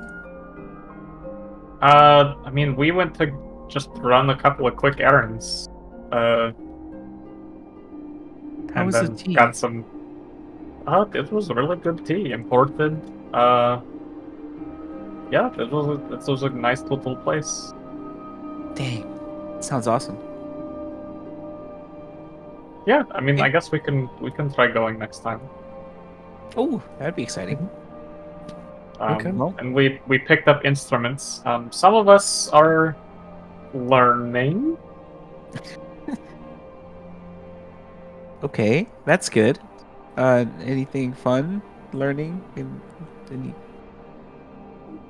Someone's having a lot of fun, is how I'll say that. Oh, well, that's good. I hope Gain, Greek. Do you guys want to do some show and tell? Show and tell. I don't know. Did you guys learn any instruments and stuff? I haven't been practicing my instrument right now, but Oh, hopefully okay. soon. I No do problem. have somewhere I'd like to go, but no particular rush, I suppose. I don't. What do we have planned for today? I did everything I wanted to do today. Okay. Well, we did have some options of things to do in case we wanted to get more preparations. If we look at that quest from the other day, it looks like there's this one gentleman who is looking to give out a cache of potions for helping him out. Would you guys still like to do that? Oh, potions are always useful. Hopefully. Yeah, could be good. We can go check that out. Okay. All right. Let's do that then. Okay. Looking up at the quest, you see that it is Mariah Mainwalker requesting help looking for her son, and she is the owner of Maligula's master. Oh. Oh. Okay. So you guys head on over to, still within the first ring. Luckily, this is more like in the shop areas. You see a large, as you kind of approach, you see a large hut-like shop. The top of it kind of protrudes out, like the shingles and stuff protrude out, and kind of looks almost like a witch's hat, kind of on top of this harsh dark wood exterior below, with this big old window that kind of peers out, and you can see on the front of the door it says temporarily closed. June, with your insane passive perception, you notice that there is in fact someone inside, just kind of like pacing around. Hey, there's a guy inside here. Maybe our client? Oh, yeah, maybe. You want to? Should we? Okay, I'll just knock. Yeah, let's. You guys knock on the door. After a few seconds, the door kind of opens up, and you see a woman with dark black hair, kind of tumbling down to her shoulders. A few wrinkles on her face. She looks to be middle-aged, and she's like wearing kind of very modest clothing here. Clearly, it seems like she was not planning on having business today. She opens the door. You can see that there are like streaks down her face, clearly from where she's just been crying almost like incessantly. She has very tired eyes as she kind of opens up and says, "Listen, I'm sorry you are temporarily closed. You'll have to take your business elsewhere. I know I understand that I am the potion shop in the city, but please, the shop is closed." We're here about the job you posted. Her eyes widen up, and she opens the door further. "Yes, please, come in. Oh, Okay. Yeah, step inside. You guys enter the interior of this potion shop, and holy shit, is it covered tip to top with potions, alchemical ingredients. This is a bona fide, like, just alchemy locale with all these sort of magical potions here and there of all various kinds. She quickly produces a small table with a couple and sort of like stands near it as she kind of gestures you guys to come in. Yes, please. Thank you so much for taking the quest. My son Maxwell has not returned. It's been 4 days. I fear the worst. When was the last time you saw him? 4 days ago, he came inside. He had gathered some of his things, and I figured he was going out for a walk or something like that. And he said that he had some friends with the Ormer, and he said that he had found Leshian or something like that. He plays this card game. I don't know. Leshian's Trident. Yeah. Yes, yeah, that's the one. Yes, he said he found Leshian. He was going to go meet him. And he hasn't come back since. Wait, the guy named the card game after himself? That's kind of gauche. No, it's a rare card. Leshian's the rarest card in the game. Oh. Okay. Well, I guess Isaac's the expert here. Go ahead, Isaac.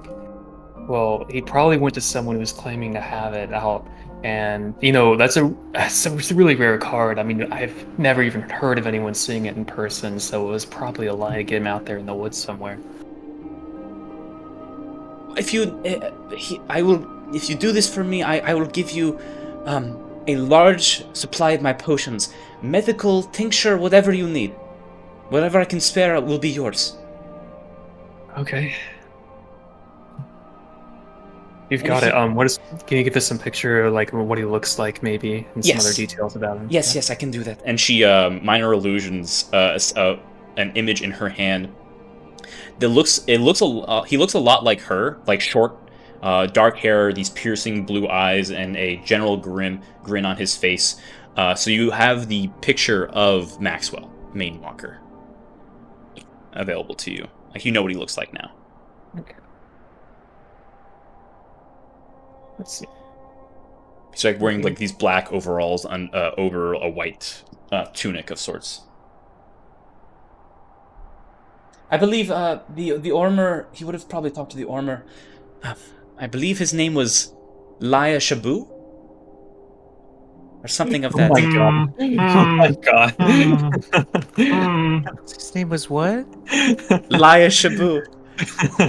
Oh my Laya Shabu. gosh. Oh. I think your son might be in great danger. Oh no! He just starts crying again. We will move at our I used to hear a as full fast as song we about can. this guy, like stalking you in the woods. There's no one around your phone instead. There's no lesson here. I suppose. It's a gun to your head and death in his eyes. He went to go talk to the live Shabu. Yes. The Ormer exists in the Pinevall Woods. Okay, and give us some directions from here, real quick. Yes. You just leave the city out the front, and you take the pathway leading eastward. Once you reach the Pinevall Woods, you will see a few tents. I believe that is where the Ormer have set up for the time being. All right. Okay. Do you guys have any questions? Not I don't know much about the Ormer. What are they like? Are they dangerous people? Not usually. They are guardians of the Pinevall Woods, and they believe in... They have research into evolution and the uniqueness of every sort of type of creature, and why they exist as they do. What? You said they're not hostile? Not that I'm aware of. They are friends to the city. See. Well. I think that I'm turning to everybody. This sounds like something we should look into. Yeah, let's start looking, I guess. All right. Yeah, let's get going. Don't worry, we'll find your son. We'll be back soon. Okay. Thank you. Please, thank you. She kind of like just sits and in her hut as you guys kind of leave. Are you guys doing anything before heading out? No, I don't. Is there anything? Or do you? Yeah. Can I? I'm gonna put my thinking cap on. I'm going to attune to my headband of intellect. I can say you did that during the short rest you had at the coffee shop if you want. That's true. It would take another hour to do so. Yeah. Yeah, I'll have done it. No, actually, you know what? No, I'll wait. I'll wait to do it because the other stuff I have might be more important. Okay. I take it if there's nothing else you guys want to do, you exit out of the city and head eastward towards Pineball Woods. It is about a 4 to 5 hour walk just along the road of the exterior of Nocio. As you kind of continue onward and outward. The woods themselves are pretty close to the city in general. They can actually be seen from the city. Like if you are in the higher rings, you can like look out and see the woods in the distance. And it is massive pine trees and firs just all the way through, completely dense and packed. And as you guys kind of like start heading eastward, you eventually reach these massive pine trees and the like. Let's see if I have. Let's go to the outskirts of Nocio, huh? As you kind of like head out and towards this area. Eventually you do see like a large sign that says the Ormer Central. And you kind of like look over and you can see there are various tents of what look to be like animal skin huts and yuccas? What's that word I'm looking for? Yurts? Yurts. There's a lot of yurts just in and around here, and you can see individuals that look to be wearing leather of various sorts of like different animal skins of like whites and blues in and around. You gather the sense these are very natural folk of all kinds. There are dwarves, there are humans and tieflings, and some Goliaths here and there. There look to be some furbolgs as well. What do you guys like to do as you approach? As we approach? I guess you can wait before approaching, like whatever you want to do. Yeah, we should probably talk a little bit, you know, since we didn't really do that one last time. Yeah, you have a point. Yeah, what's our plan going? How would you like to approach this? So wait. Yeah, I don't know. I'll let someone else take point on this one. Got it. I can speak with them, but what exactly do we want to say? Have you seen this little kid running around looking for a Lushin card? Laya Chabot we're looking for. Yeah, Lena mentioned Laya Chabot. A human, was it? Laya Chabot? Yeah. Who are we? Oh, I mean... We're looking for Maxwell Maywalker. But Maxwell is... Yeah. Right, but the one that they might know better is Laya Chabot. Laya Chabot. Oh, okay. Yeah, so he was supposed to be meeting Laya Chabot here, so we probably need to see if he's familiar or gauge, like, if Laya Chabot's not a weird person to them, maybe, like, warm them up to the topic, then ask if he's been around lately, maybe see if we can talk to him directly. Alright. Well, let's give it a try, I suppose. You guys walk up? Yeah. Okay. You start walking up towards the towards what looks like this individual's a Goliath and like these leathers and stuff like that. As you kind of approach, he looks over and says, "Halt. Yep. What is your business here?" Yeah. I'm guiding myself real quick. Yeah, we heard that this is a place where a gentleman called Lia Chabot hangs around. We were hoping that we could talk to him for a bit. Yes, Lia Chabot should be around over there. What is your business with him, if I may ask? I'm a big Legends Trident player, and I was Yes. Go right on ahead. okay. Thank you. Thank you. And he kind of points over in a direction, and you guys start walking over there as he kind of nods, let you guys enter within this encampment here. Yeah, what's up? Sorry, when he's like, "Oh right, go ahead." Is that like? I kind of want to get the vibe on that if Sure. I can. Make an insight check. Okay, 4. You're unsure of the exact way he kind of said that. He kind of just let you guys through. Maybe it was a secret code or something like that. I don't know. All right. You guys head through, and you start approaching. A lot of the Ormer kind of like look over to you guys and see what's going on.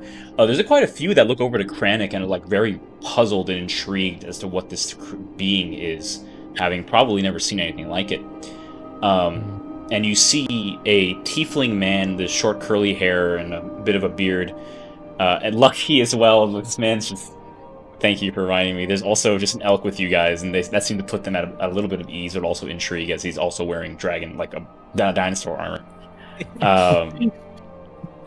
And They have a lot of questions. yeah, they're just like looking over curiously, but you guys clearly have a purpose in mind, and you head on over. And this tiefling with his short curly hair, and these big brown eyes, they seem to be talking with some individuals that seem to have come from the forest itself. He says, "Still no sign. Damn. Maxwell, what have you done?" And he says, you are dismissed. Thank you once again for your time." And he starts like pacing around a bit before he recognizes all of you guys coming up. "Hello there. Do we have any business with me?" I believe that we were looking for a young man by the name of Maxwell who might have passed through here recently. We're hoping that maybe you've seen him. Yes, Maxwell. He comes by here often. We know of him. He's very curious about all the different creatures that live in the Pineball Woods, as nothing is like them. He had heard rumors of this card game that he plays, Leshian's Trident, I believe it is. Yeah, Leshian's Trident. Well, we have a story about Leshian, rather, that I told him, clearly mistakenly, and he took this myth, this story as reality and headed off into the woods looking for this Leshian. We have not been able to find him since, unfortunately. What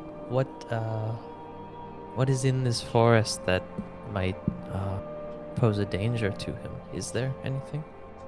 This forest is older than Solaris. It has existed here for millennia, and as such, many of its creatures within it are unique. It is a contained cycle of death and life and struggle and sacrifice, as the core of this forest is that the strong survive and the weak perish. But the strong eventually become the weak as new adaptations and evolutions occur here and there. It is a chaotic place, densely packed and dark and dim. We find this location in reverence because of its uniqueness and its idea that anything is possible within these woods. But to the foolhardy, its traversal is not recommended. Not without a guide, anyways. I see. Forgive my asking. I'm quite ignorant, but what is your relationship with the forest? You and the other people that we've encountered here, if you don't mind my asking. Certainly. We are We are protectors, but more researchers than anything else. We research these creatures that are found within these woods, and we try to do our best to surmise of how they came about, why they adapt or evolve as they do, and how the wildlife in the cycle within changes accordingly because of these evolutions and things of that nature. I see. Well, I'm sorry. Please go on. I was just going to say that the circle of life is the ecosystems are very, very turbulent and yet very contained and balanced in that same regard. A lack in one population could completely destroy the entirety of the ecosystem, replacing it with a new hierarchy. And we research when these things happen. Very interesting. Well, we are looking for Maxwell because, his mother is worried about him, and she asked us to investigate. It sounds like forest can be kind of a dangerous place, but I'm not sure if we might be able to ask for someone's help to accompany us as a guide. Would you all be willing to go in looking for Maxwell? I assume that's what we're going to do at this point, isn't it? The party, I mean. Oh, yeah, I think that's it. Yes, I believe that's what you're doing for Miss Mainwalker's sake. I believe I can lend you a scout to help you along your path. Understood. And if it would aid in your research at the same time, you're welcome to accompany us. We can certainly take care of ourselves, offer some protection. Make a persuasion check with advantage. Okay. Can I guide you on? This is too late. Yeah, no, I'll allow it. Okay, so can I guide you on that game? 1d4. Okay. With advantage. Sorry, I'm trying to find the button. Wow. 1d4. 1d4. 10. You made a pretty good argument. I put the DC for 10 for this. I'll take it. He goes, I suppose I owe it to Miss Mainwalker to set things right. I was the one that inadvertently sent on Maxwell on this path. If you are all here to try to do good, far be it from me to stop you. I should be helping you. Absolutely. Very well, I will be your guide. Yourself in the forest as well? I have been within it, yes. I have a hut, actually, somewhere deep within the forest that I rarely use these days, but perhaps might be a good starting point. All right. Well, that sounds perfect. We appreciate your expertise. And, if we do run into any trouble, we'll make sure to handle things as kindly as possible. Absolutely. Do you all need a break, or should we just get going right now? I'm prepared to go right now. Do you guys need to take a breath? Oh no, I'm full of excitement. I mean, well, not for yeah. All right. Okay. Yeah, I think we're at full energy, it seems. So whenever you're ready, feel free to lead the way. Very well. I'm full of beans. Yeah, I'm feeling full of beans. He nods and quickly moves over, and within a couple of minutes he comes back with a small satchel. Very well, I have this sachet here that should stave away any sort of immediate dangers. Now follow me and watch your step. Follow me. I'm going into the jungle. Going into the jungle. Oh, again, you don't have to do this if you don't want to, but can you do that thing you do sometimes? Like sneak through things? Oh, yes. That would be quite useful, wouldn't it? I was trying to see if I could prepare anything, but if we want to leave today, I don't think there's much that I can change right now, but I can certainly do that. Great, that's awesome. All right, Thank you so much, then, and when we head out, I'm going to cast Pass Without a Trace. You got Which it. applies to... how does that work? Plus 10 to stealth checks. You and your companions. So Yes. there's no limit to how many people No. it can affect. Okay, that's what I was looking for. Yes. Let me just drop that in there. Ooh, nature sounds. Isaac, you're an avid player of Leshian's Trident. You know me. Of course. Naturally. You are aware of the rarest card, Leshian himself. You've only heard course. rumors of it, never seen the card in person, but you know that it is a terrifying card. Any that hold its possession is guaranteed to win any game. For that course is I know how that. powerful it is. And you think back, and you kind of understand the premise of the game. You're playing like monsters and creatures that kind of help and attack your opponent while trying to defend and stop them from attacking and hurting you. And you have resources akin to this. But the crux of the game in of itself is not the sort of attack and defense. It's about sacrifice.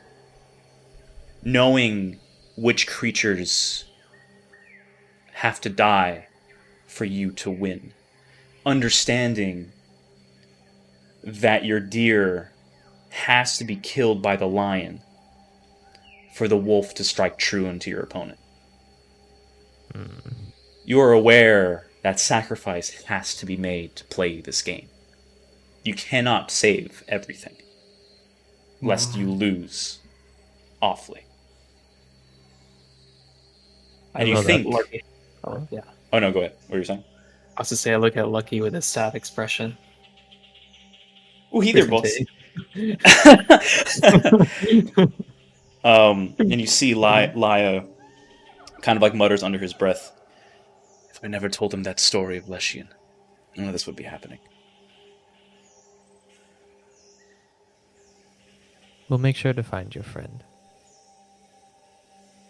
Can I do an insight on Laya to Yeah, see like make an how insight check. genuine he's being right now? It's 19. He clearly holds a worried expression on his face as he kind of like leads you guys through these woods right now. And you can see along the path there are bits of illumination as you start entering within, clearly made by the druids themselves to kind of keep track of things. And as you kind of step further and further within, past the lights and into the dense pine ball woods, you notice that his worried expression of concern switches to that of, I have to find Maxwell, to him looking around like, what's about to pop out at us? He's constantly vigilant as you guys are moving through. But we're extra stealthy. But they're extra stealthy. But you also think with an insight check, Maxwell got lost in these woods, and if he was so certain that Leshian existed within, there must be a reason why he thought so. And you think back to the story that he was told, apparently.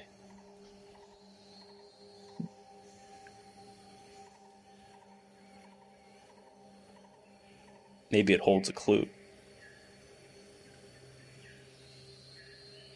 Yeah, maybe.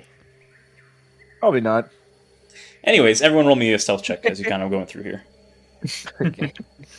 With a plus 10 to With a it. plus 10. Oh, great. Hey, this. 26. Pretty good for fucking disadvantage. Oh, right. I didn't roll disadvantage. Hold on. No, you did. Oh, yeah. Oh, it does it for me. Sick. Yeah. Okay. 28. You rolled a natural 1, Jared? Yeah. Okay, that's 2 failures. He's too busy. That's a 31. 31, 26. Gain is a 18 28. plus 10. 28. Okay, cool. Grig, Wendy? 14. Gotta bring those Let me numbers. roll Plus quick. 10, 24. No. Like that's what. Oh, the 14? added time. Okay, This is a stealth check, right? correct. Okay. That's a 23. Nice. Lyra also has to roll 1, and it's pretty good. Isaac, you feel yourself about to trip onto the ground and like kind of fall, but gains like natural sort of magic as the pass without a trace that happens. It's sort of almost the ground almost softens as you kind of land upon it, not making a sound. And you kind of get up from it and look around, and nothing seems to be an issue. You guys continue onward. Eventually, you guys arrive after some time. Nothing too big of a danger. A small hut in these woods. Looks to be lit up with inside. And Laya looks back and says, "We can rest here for a bit. Maybe grab our bearings." And he kind of enters the hut and leads you guys all in. And as you guys kind of enter within this little hut in this woods here, it is a little small for all of you, but you can tell that this is kind of like an outpost of sorts.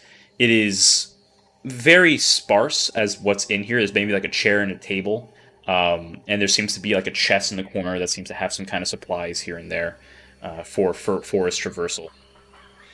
And he kind of sits down, pulls up some more chairs for you guys. You guys all kind of sit down, and he looks at you guys and says, "Unfortunately, recklessly tracking within the woods has not proven to bear fruit as of yet. We're going to need some sort of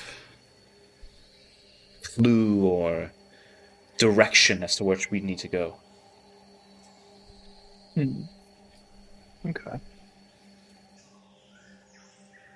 Let's see, are there any animals around? Make a perception check. Okay. Or survival.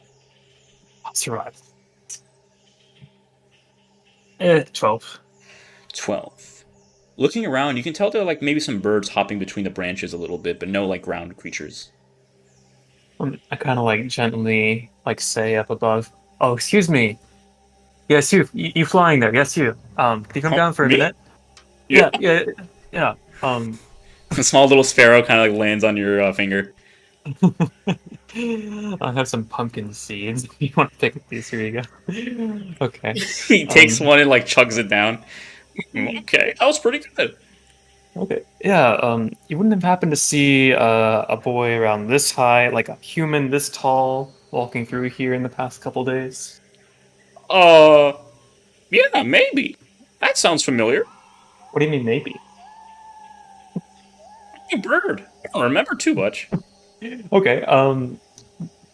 Do you remember might have where you saw him going?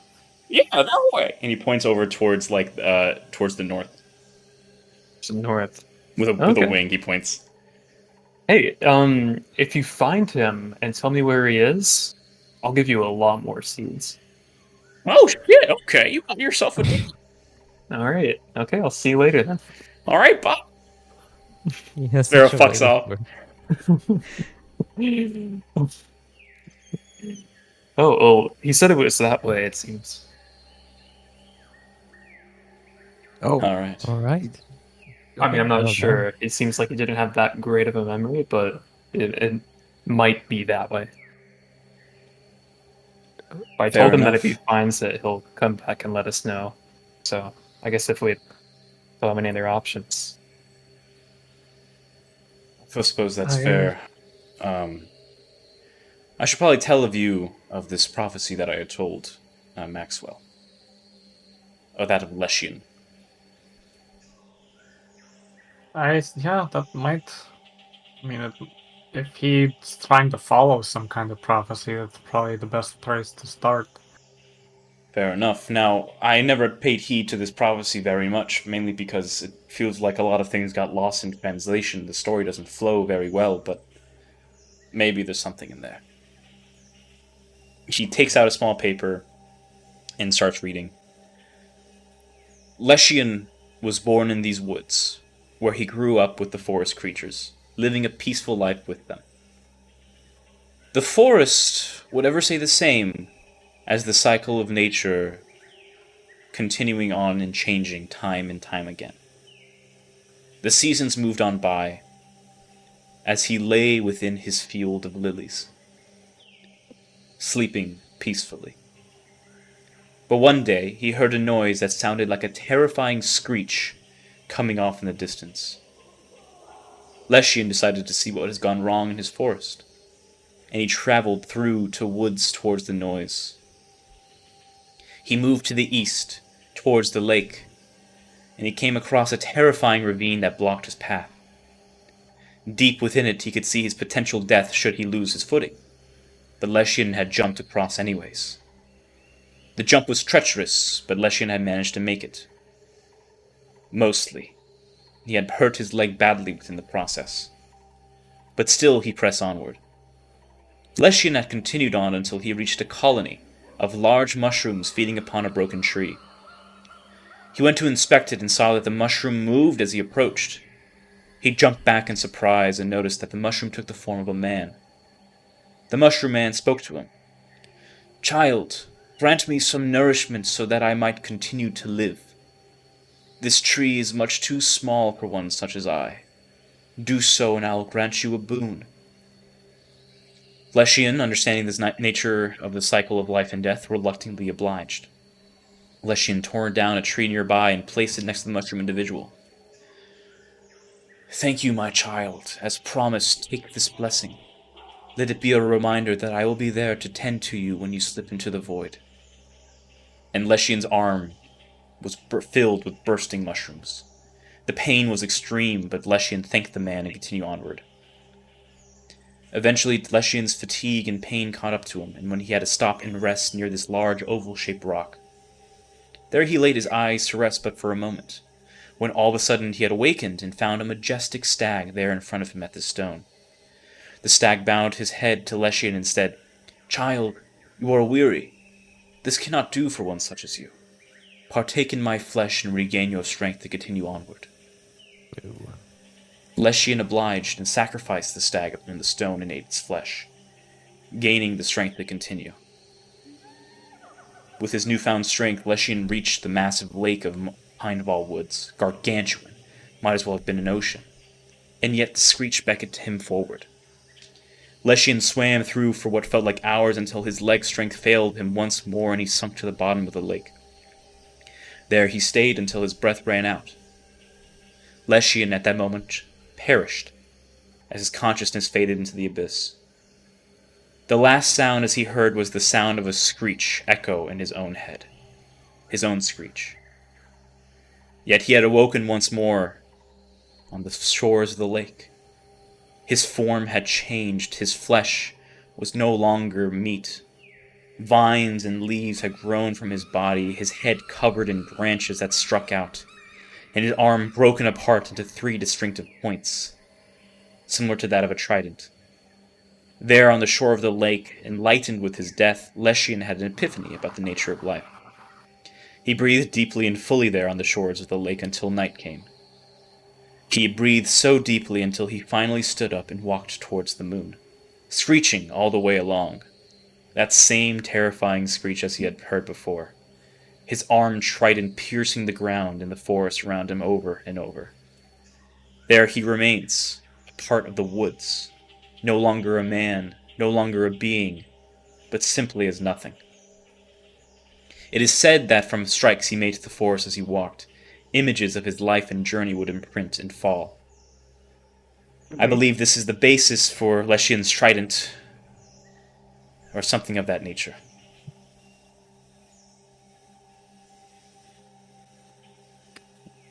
Is that the whole thing? As far as I'm aware, I mean, again, there are many things lost in translation here and there, bits of the story gone, but for the most part, that's what we could salvage.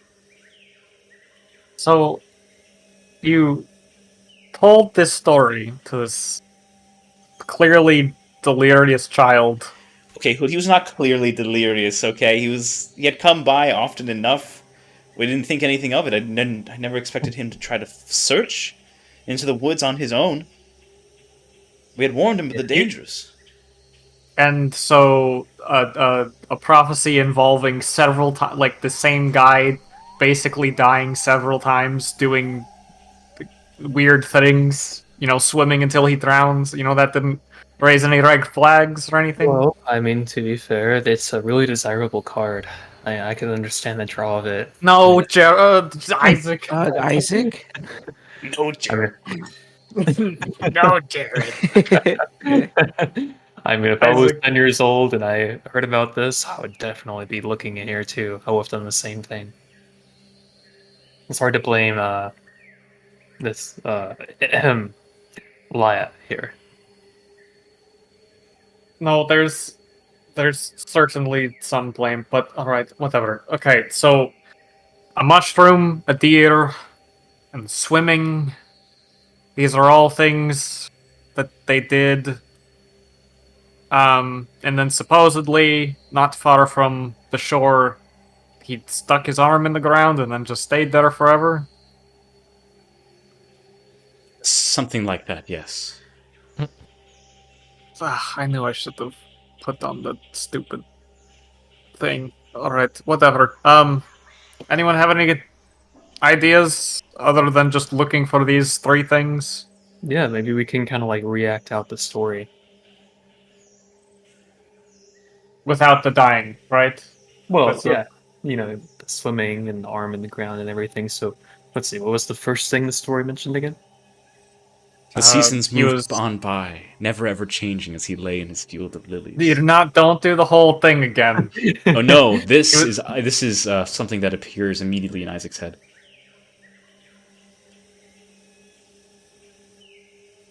Oh, what? Oh. It's just a thought that comes to you. That sentence. Well, wait, well, I didn't hear the sentence. Like, what was that? Sorry. The seasons moved on by, nothing ever changing as he lay in his field of lilies. Okay, latest field of lilies, latest field of lilies. I'll kind of like look around to see if I see something that resembles that somehow. Walk around a bit in the area. See? Let me paste this for you guys. So you have access to the story. Wow. Wow. Lying in his field of lilies. Lilies. Are there any lilies around here? You can see? I believe towards the north. That's where they usually exist. Snap. Let's go there. Let's go there first. Without well. dying. Yeah. Is there anything that sticks out to me about this forest? Make a nature check. I can do that. 19. 19. It's similar to the Qualted Wood in a way, in the sense that it's dense and very primal and chaotic. But where the Qualted Wood had, like, more of a aggressive nature, this one feels more like its aggression is behind a mask. You have an uneasy feeling that you're being watched. Is Krennic feeling any kind of way? You look over to your bear. He seems to be just looking around as well. I'll keep a hand on him for a little bit. Feels warm to the touch. So special. Laya leaves the cabin and points northward. Shall we get going? Or let's do this. Well, we need to become Leshem. Okay. We need to do what? It's what the story says. If Leshen did all these things, then I bet he did it too. At least that's what I would have done if I was his age. I would have Okay. tried to pretend it out. Right. So- You are the expert. I will go with what you say, Isaac. And come Alright. along. Let's go. You guys head north, Laya leading the way, little by little, until eventually you do, in fact, come across an opening filled with pink lilies. All right. I'll walk forward and I'll lay down and be like, "Come on, everyone, let's lay down and relax."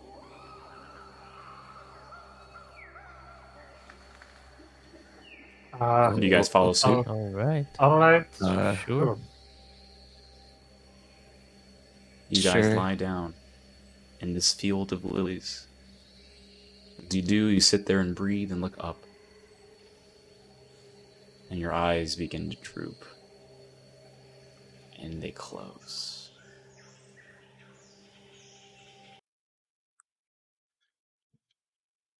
One moment, please. Yes, you want to take a quick little break? Yeah, That might be nice. sure. Break time. Like a little Break break. Seems like a good time for it. Sweet. Seems like All a right. good time to prepare our combat session. Yeah. Maybe 5 to 10 minutes later, we'll meet back. Okay. Okay. Excellent. Great. You guys ready to fight something? Die? Yes. They get killed by actual cannibal Lia Chabot. It can't be him. Watch him just be like luring him out here to kill us, basically. He's just like, oh yeah, finally. Food for me. I'll kill you just like I killed that boy. Oh God. You think he could take a fireball? Maybe. It just starts with the fireball. Apparently Nat this 20 on mushroom is gonna initiative. ask us to feed him, and then he's gonna put mushrooms on our arm and stuff, and then it's gonna be crazy. Yay. We love when that happens.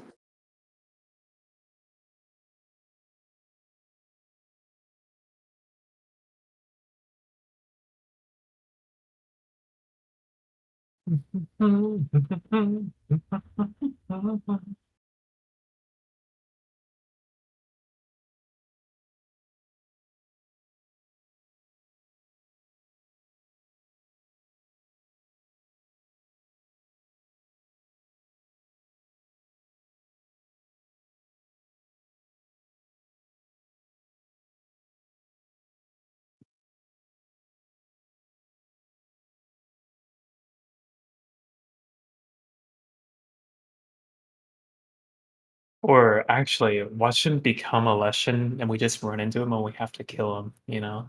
And maybe he already turns somehow. Oh, that'd be kind great. of sad. Can't wait to tell his mom. Yeah, your son died and turned into a gigantic tree monster. Your son's an idiot. Son's a freaking noob. Doofus. Straight doofus.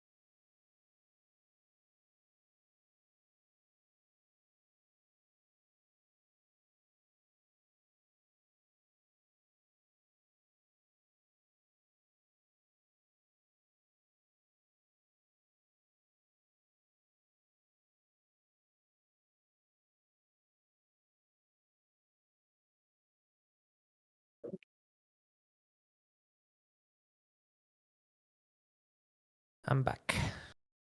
Welcome back. Back.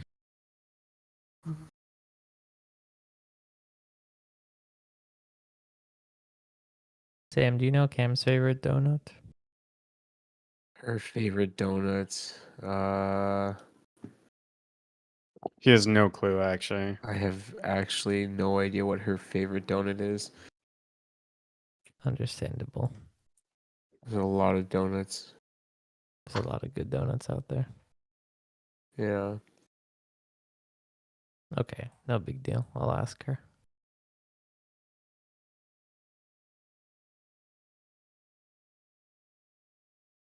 Yeah, it's probably best to ask her. She knows. She eats a lot of different foods. As she should. Food. I was gonna make a joke, but Yeah. oh boy. Food. What's the joke? Wait. It's just like her favorite donut, like donuts. Oh, like she like what's her favorite food? Oh, like food. Her favorite donut. She eats like stuff.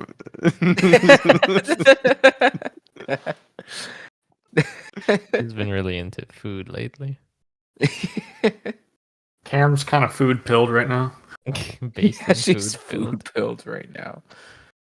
Oh my god. Clearly, Jared's not here, or else he'd have something to say about that.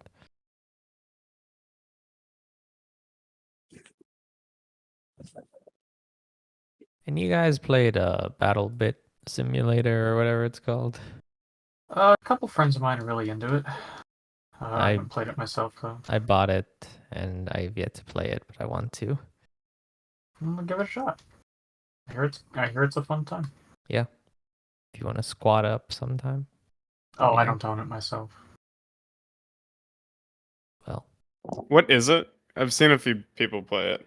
it looks like Battlefield, like the classic Battlefield, but if it was in Roblox. But So the why draw, wouldn't they just play Roblox? I think the two big features are that it's like team deathmatch with 250 people on the Oh my map, god. and also that the environment is like fully destructible. It's called Levolution. Of Oh course. boy. But yeah, also it's more populated right now than Battlefield, so Yeah. that's That's the cool one. crazy. And it's $15. So like a lot of people bought it, and it's got a pretty high player count because it's, low barrier to entry. Yeah. No DLC, no like loot boxes. It's just like buy the game and play it and have fun. Yeah. You guys play games for fun. Lame. Do you want to play it on stream, Sam? Could do it. What game is it?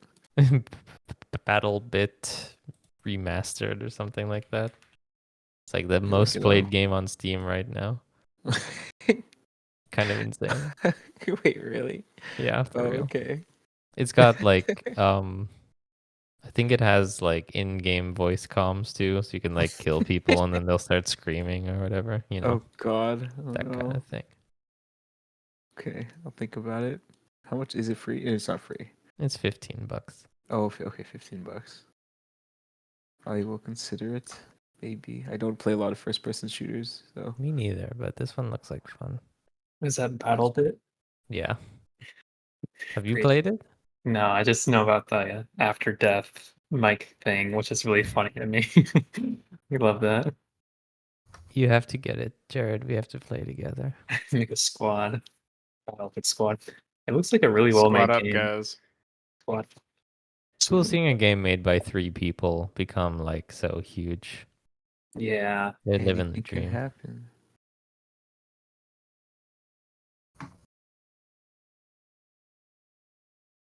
It looks like a lot of fun. I had to get my PC set up in my new place. Now that it's here, I can actually finally play it, maybe. Nice. Nice. Very exciting. Have you guys seen the pictures of the 4090 Ti leaks? The No. 4090 Ti. So what will it do? Melt your house or something? What?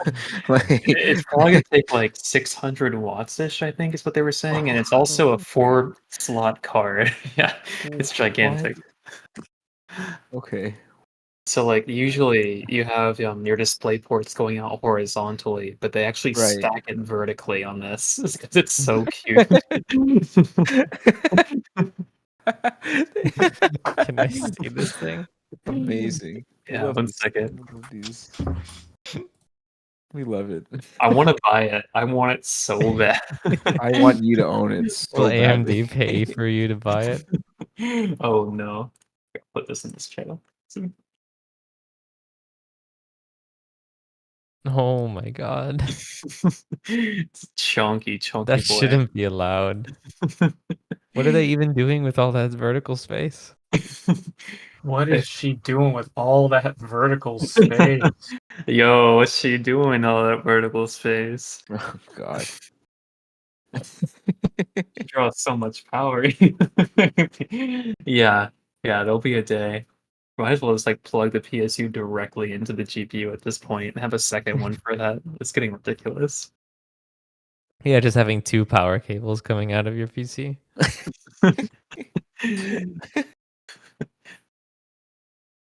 Was there any other pictures like from the side? Let's see. So my dreams of a small form factor, like 10-liter PC, are just drifting away. No. There will be no micro ITX or micro ATX kids. It's just going to be, I guarantee. How am I supposed to Impossible. have a tiny lunchbox PC that can play Cyberpunk with ray tracing? Tiny lunchbox PC for tiny games. How are you doing? Are we still on stream? Mhm. Do we care about like talking about personal life on Not the really. internet? I don't think.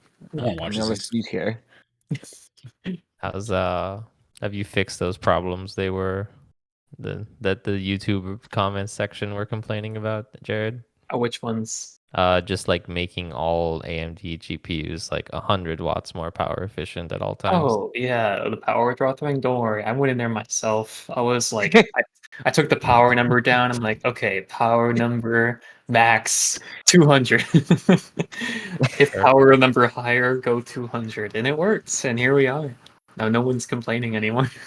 Nice. Yeah, Congratulations. Like, thanks. oh my god, they read the comments. They'll never read these. They are not real people. They'll never read anything that we post. That's how it goes. That's Yeah. how it goes. What even am I looking at right here? So, we all back? Yeah. Yeah. Presumably. I'm waiting on 4 more yes. 3 more yes. Yes. Did I How say many that? more guys? All right, that's it. We're good. The Okay. boys. Oh, The okay. boys. All right, boys. Oh, I should have been looking at what music to play. Oops. I was just casually eating and listening. Let's see. What's a good one that inspires dread? We're I literally mean, laying in a whimsy field of and flowers. adventure. Undertale music. Do, do, do, do, do, do. Yeah, Undertale music is great. Undertale music. Have you tried playing penis music? Whoa, know we whoa, haven't. whoa, whoa, whoa, whoa, whoa. This guy's into penis music. I'm actually like, that's like some hardcore stuff right there, you know? Some hardcore. All right, you guys awaken amongst a field of lilies. It got darker. You're uncertain of how long you were asleep. Laya is not around. You all hear. But one day, he heard a noise that sounded like a terrifying screech coming off in the distance. Leshian decided to see what has gone wrong in his forest, and he traveled through the woods towards the noise. And you guys all hear a terrifying, I'm not going to do it because I don't want to hurt your eardrums, but you hear a terrifying screech, the sound of like a dying whale or something like that. Oddly familiar. Okay. I think next we have to follow. I think what happens here is we need to go to the source of the scream. What the hold on. What are we still doing this? Yeah, I think The guy is gone. Well, I mean, he might have gone, but we still need to find the kid. You know?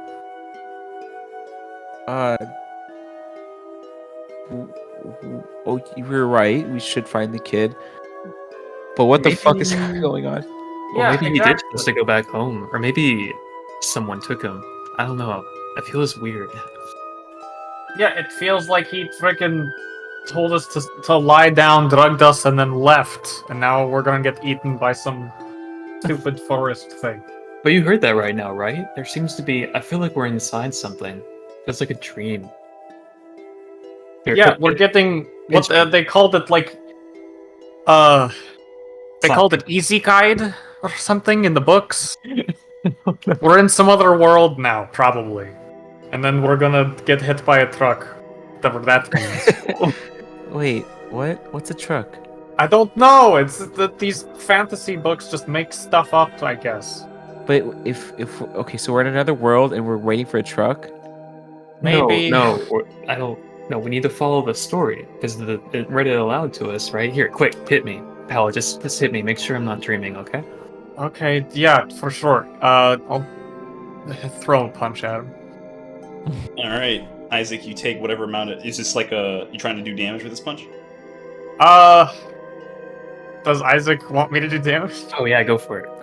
All right, yeah, it's a full 6 damage punch. Okay. Take 6 points of damage, Isaac, and you're very certain that you were awake right now. Okay. Well, at least you can feel pain, anyways. Okay. So we're not All right, dreaming.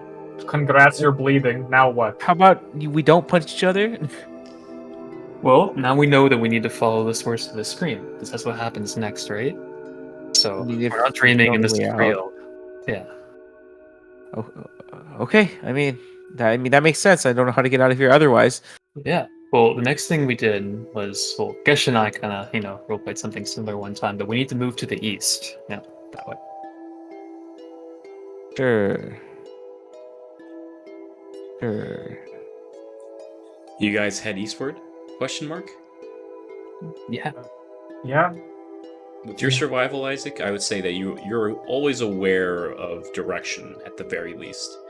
It's very odd in this forest, mainly because you can't really see past the canopy, but there's just enough light in the direction of it that you're like, okay, this way is probably eastward. Probably. There's just something about these woods that are it just feels weird, and especially to you as well, Gain. It's just, something feels off. Definitely feels like you may want to watch your backs. But you guys head eastward.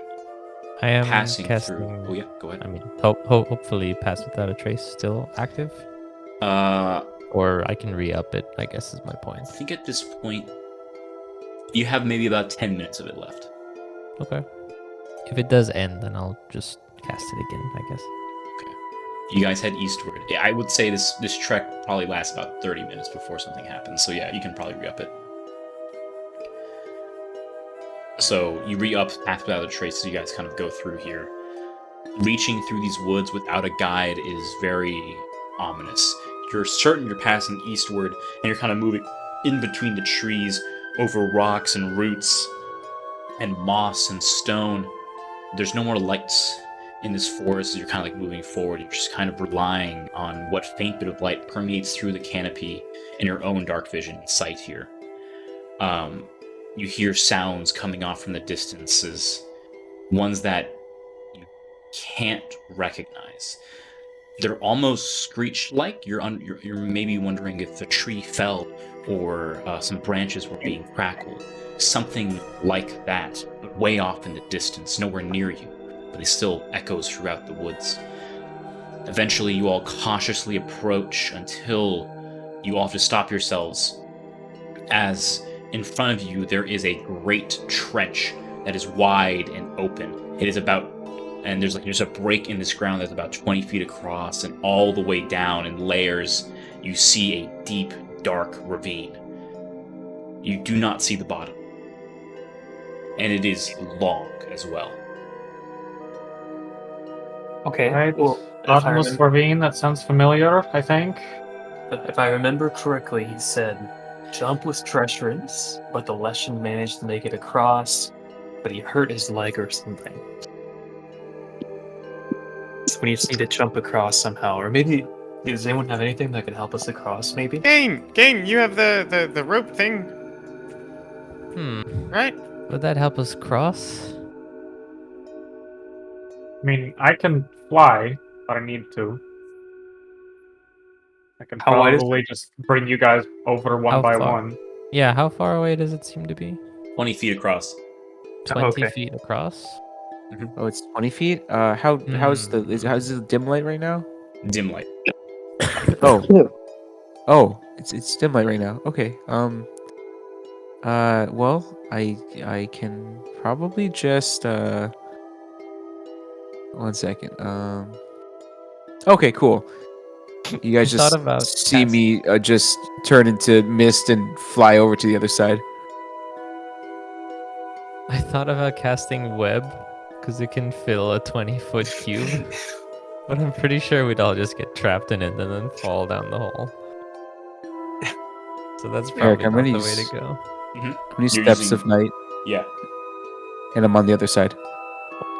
Wait, I thought that Gain had the thing where it makes a dimensional rope, and then like everyone can go inside. It's like a hiding place. Yeah, but you can't move the rope after you create it, I don't think. Oh, Yeah. what? It doesn't go from one place to another? It goes directly No. vertically 10 feet. Only vertically. Do you guys want to throw a rope over here? We could just throw a Is there rope anything I could across tie the it to? normal way. Yeah, you definitely see there's plenty of trees and stuff like that if you want to attach a rope and try to rope across, yeah. Okay, Well, I can I'll- attach the tree to something. Well, I can attach the rope to something on this wait, side. wait, Jin, I think that's a good idea, but maybe instead of like pitching it on both sides, what if we do what Pala was saying, and we just use the rope as a backup in case, she drops one of us or something on accident? Or How would something. I Oh. drop one of you? Certainly maybe- wouldn't be on accident. Okay, just as a safety measure, maybe June, you can put the rope somewhere over there, then toss it over here, and then we can harness up and Pala can take us across. Okay, sure. Let me see. Do I have a rope? Oh, I do have a rope. I tie a rope and try to make it as tough. I don't know what type of Snug. knot I'm using, but Yeah. yeah. Just make a survival Okay. check for me. Okay, that's gonna go super good. 23. It's a pretty good Nice. knot. You tug it a couple times and you're like, yeah, that ain't going nowhere. All right, and here you go. And I gotta throw it 20 feet. How do I know my throwing distance? I would say that 20 feet is for a full ass rope.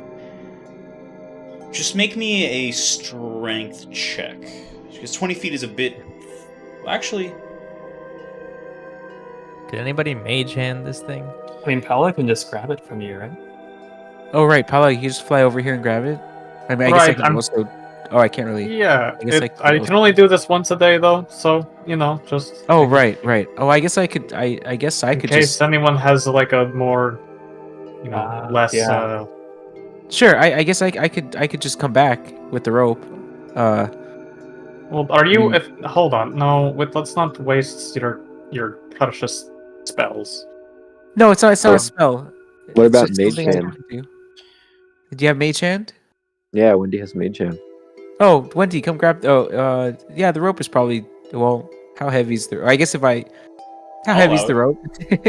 Okay. All right. Here, grab it. I'm just holding it out normally. Wendy 20 will feet away just from you. Mage Hand it. Just tie the rope on the other side, I guess. Arya, you grab the rope and start to put it across. Whoever's tying the rope, please make me a survival check. On our side? Yeah. Sure. I do the long knots at home, so. I'll help you. Oh, great. Perfect. And I'll do some guidance. Let's go for it.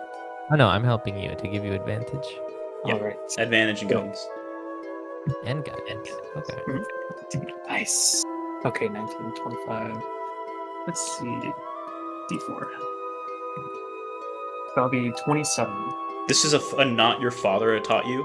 You feel very confident that it's not moving.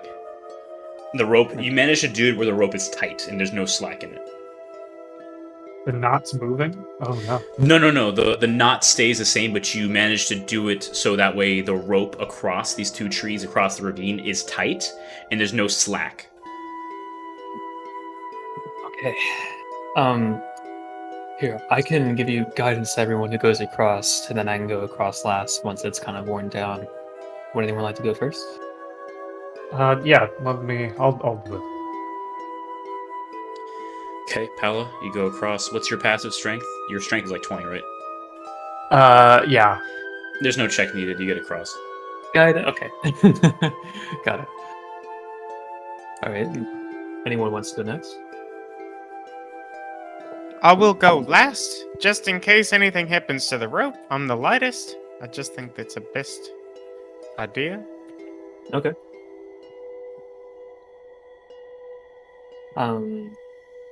Wendy? So Pala and June are across the way. Who's going next? Game. All right. I can I'll do give it. you guidance. Make me a athletics check for me, if you will, Game, as you go and go across. Okay. Looking for it. D4. Plus a D4. D4. 11. With the rope being as perfectly knotted as it is, a 10 is sufficient to get across this ravine. It's a little tricky for you, but you manage to get across. I'll say Kranich. Yeah, I was thinking about that just now. Yeah. Let me think here. Kranich could try to get across, I guess, on the rope. Make me a bear on a tightrope. Make me a Bear on a tightrope. Gosh. make an acrobatics check for Kranich for me. Can I guide Kranich before Yes, he you goes? can guide Kranich. He looks very unsure of himself as he goes across this rope. Oh, Kranich. Roll that D4.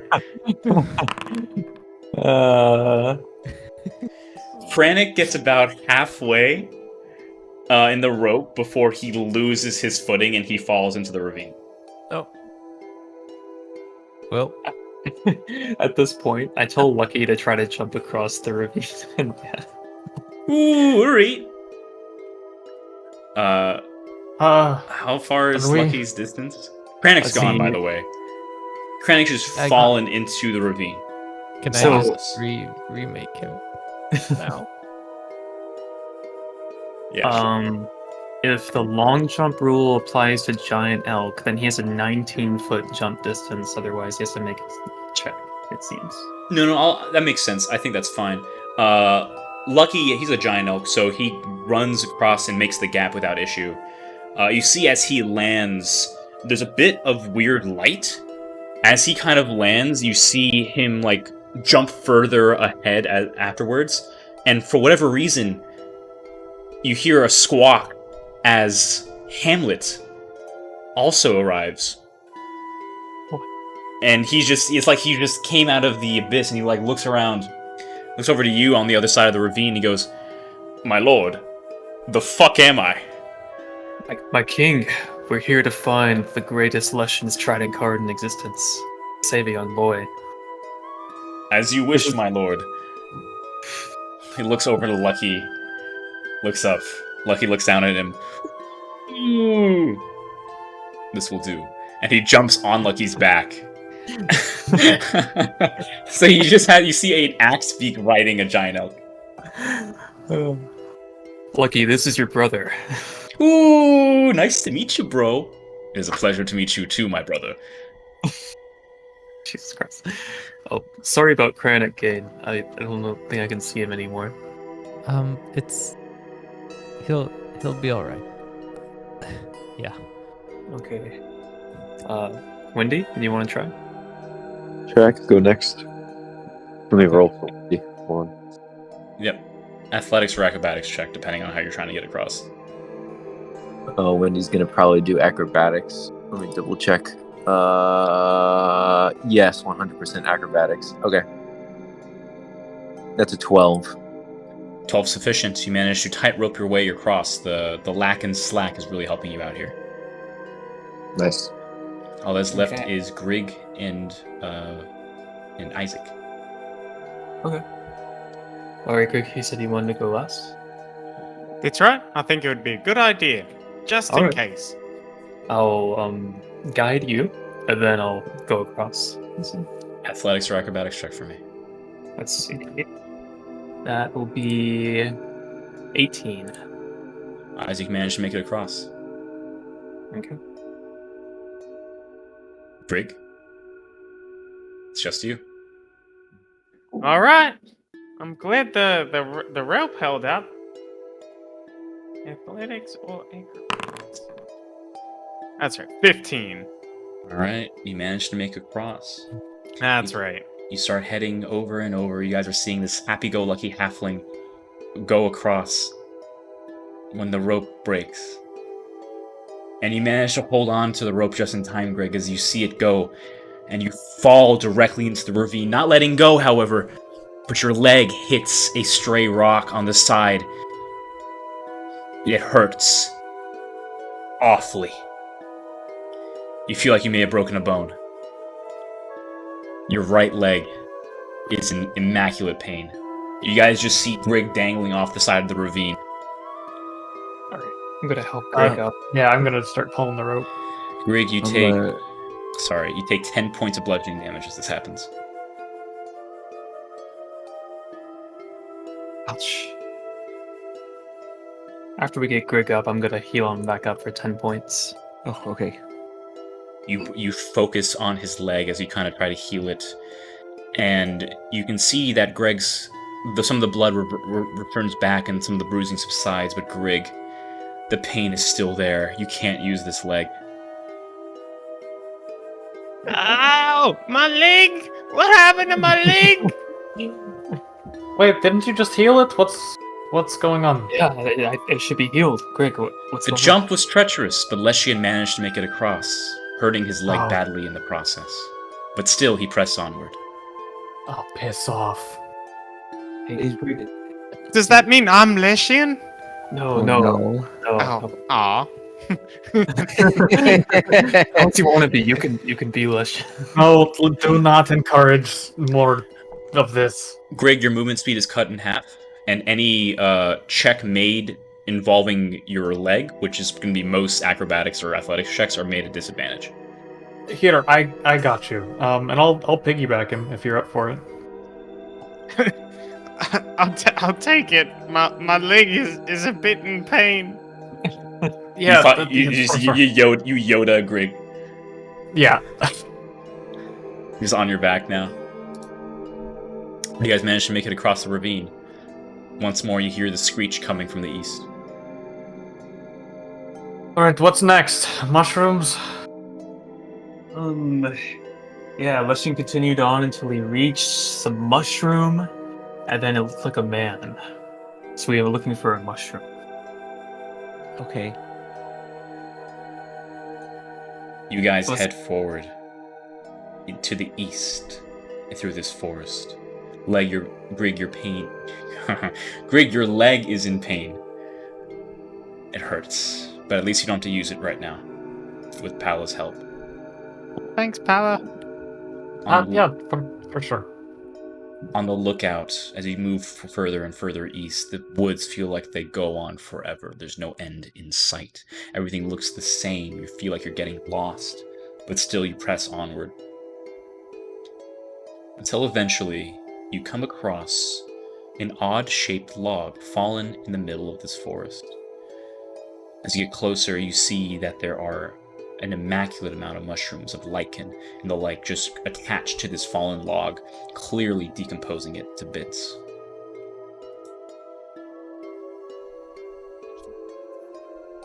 Do you approach? Absolutely. Isaac, you go to inspect this log. As you peer into the mushrooms here, you see that they start to shift and move, and you can see that an arm comes out from this pile of mushrooms, entirely made of fungus itself. You see attached to it, you see a head appear out.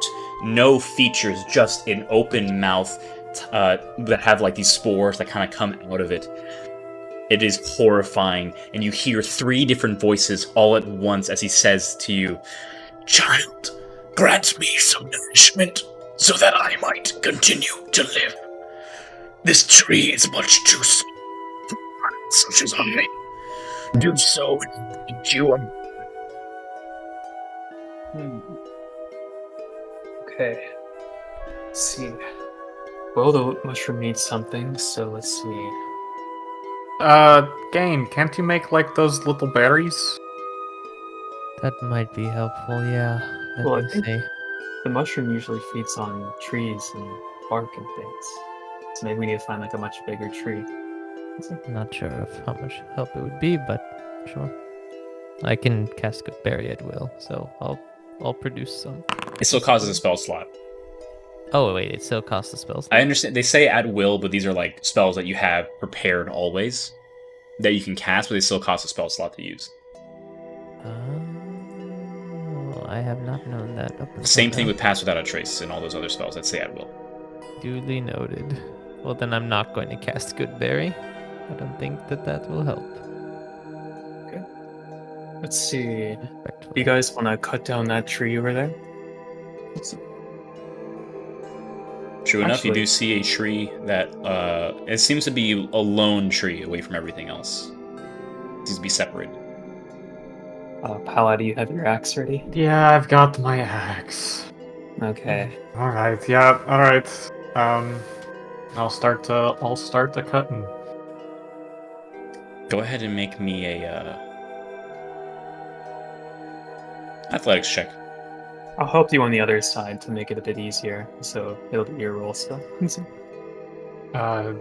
Will that does that grant me advantage? It does. in my cut? Excellent. 23. 23. You start making headway into the tree, hitting it over and over again. You get about a how. It's weird though. As you make that first incision, something feels off, and you make another one and another one. As you're helping on the other side, Paolo, there's something really upsetting about this. You look at the tree, and it's like it's crying at you, begging you to stop. Do you continue? Guys, the tree is like sad. I don't know how to explain it. Well, I mean, they need to eat, and everything has to die. Well, the story says so, so it feels weird. Okay, I don't know if we have a choice to stop. I think we have to keep going. this sucks, guys. Alright, whatever. Let's keep going. Yeah, I keep cutting. Keep cutting. Trees' cries get louder and louder in your head. You just feel sadder and sadder, but you make the final incision and it goes tumbling down onto the ground. The crying stops, and you just see the corpse of this tree down on the ground. I'm just gonna sit down and just relax, just kind of cool off. You guys keep going. I gotta think about things. Okay. Sorry about that, Pella. I feel like that might have been a little too scary. Alright, I'll kind of lug the tree over then to the mushroom. You push the tree on over. It takes you a little bit as you're just one person, but it feels like it's a little easier than it really should be. And as you kind of move it over, you see the mushroom individual, just a head and an arm. The arm moves over, grabs the other tree and pushes it close, pulls it close to it, and the mushrooms start to encapsulate upon it. The head kind of comes out between the two trees, looks directly at you, Isaac. Come, child. Let me grant you. I am gracious for what you have done. Did that come through at all? Yeah. Okay, cool. He beckons out to you, hand Okay. gesturing for yours. I will reach my hand forward. He grabs your hand. Which hand are you giving out? Your left or your right? I'll give out my right hand. You give out your right hand, and as you do, you feel a piercing as you feel something entering your arm, and it's like an immaculate pain as he holds onto you as you do this. You pull away, and you can see your arm is currently decomposing, as there are mushrooms and spores coming out of it. The pain is immaculate. You lose the use of your right arm. Yes. You take 11 points of poison damage as this happens. Any two-handed weapons you can no longer use. No. No. My only weapon. Great.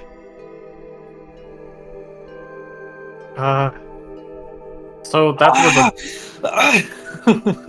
Wait, why did the mushroom say it was a boon? This sucks! Ow. Yeah, I think I'm no good. Okay. Let this Okay. be a reminder that I will be there to tend to you when you slip into the void. Thanks. Oh. That's Oh. really scary. This sucks. So what's next? I think if there's a deer. Do we have to kill Lucky again? Thank you, Mushroom.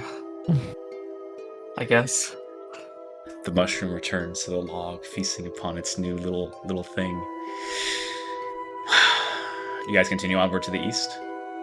Yeah. If we have to. You all bid the Mushroom Man farewell as you head out. You start. It's a long walk as you keep going.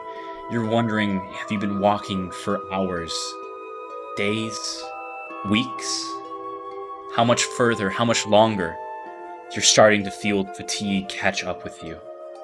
Eventually, you reach just as you're thinking this, you reach a clearing with a weird stone in the center of it. There looks to be a large oval-shaped stone in this clearing, and on top of it looks to be another stone block, almost like an altar. And there are runes and shapes around this altar, surrounded by a patch of lilies.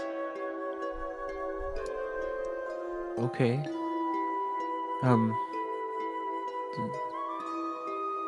Any suggestions? Yeah, let's take a break here for a bit. Oh, okay. Would The story said something about killing a deer, offering it or something. No. The deer will No. come to us. A different deer, not Lucky. Will come to No, us, right? I mean, well, deer Lucky came to us. Well, Lucky hasn't said anything. He's just giving Hamlet a ride right now. All right, I'll give it 10 minutes, and if nothing else shows up, then it's probably Lucky, right? I guess. Well, we can't eat Lucky anyway because he'll just disappear. Well, we don't eat Lucky. Someone else does. I thought. Greg? No, not like us. Don't you like feed it to something? Didn't he feed the deer to something else? No, he ate the deer. The Lesha did. Oh, I thought he fed it to like a lion or something. No. That's the metaphor for Leshan's trident. Oh, I'm misremembering something that was in your head and I'd never heard apparently. It happens. Don't worry about it. We're connected on a subconscious level. Don't ever say that ever again. Okay. Do you guys stop and rest? Yeah. You guys sit down and rest around this altar of sorts. Close your eyes. You all gain the benefits of a short rest. Great. Wow. Fantastic. Does anyone feel better? Nope. As you awaken your eyes, the fatigue and the pain is still there. You do feel like you're about to wither away, all of you. You open your eyes, and you see Lucky and Hamlet. They both look at all of you. Lucky goes, "Ooh, you guys ain't looking too good there, huh?" Oh. I knew My it. lord. I knew it. I knew it. My lord, what is happening to you, all of you? What do you mean, Hamlet? What's going on? Ooh, you gotta I don't know what's going on here, huh? Do you need Don't worry, something? guys, I got this. I got this. I'm gonna Wait. wearily stand up and start walking towards Lucky. Ooh, hey there! Paula, don't No, let it's us- part of the thing. Not him. It's part of the thing. Don't do it. I Don't got do this. it. Lucky, I got run. this. Run, Lucky, run. No, Lucky, Ooh, you run? need to stay. You want me to Lucky, go? You got Run. to stay. Run. Go. That's a direct command. Lucky starts running. No, That's- you're gonna kill us. I don't know what to do. Should I help you or you? Hamlet not- remains. All right, Hamlet. You stay right there. This will only hurt for a second. Hamlet, no. This is your new forest. Go find other creatures to You're rule gonna over. try to attack My Don't lord. stay here. Hamlet. My king, his place. You Your need to axe. find. Your axe is heavy as you do this, Pala. There is a choice here as you swing your axe towards Hamlet. He may be a summon, and you've seen Lucky die and come back before. But in this forest, with these strange things happening, you are unsure if Hamlet will ever come back. Do you Wait. continue to slice him down? No. This whole thing sucks so bad. I'll find another bird if I need to. Yeah, Put a- I keep going. You put away your... You try to hunt... You kill him? I have. This sucks. Yeah, I do it. I Make gotta an attack stick to the guns. roll for me, if you will. Yeah. Alright.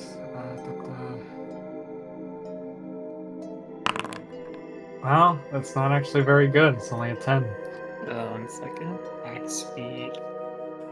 That may hit, actually. That might actually hit. No, I missed by 1. Missed by 1! Holy shit! Do I get my second attack?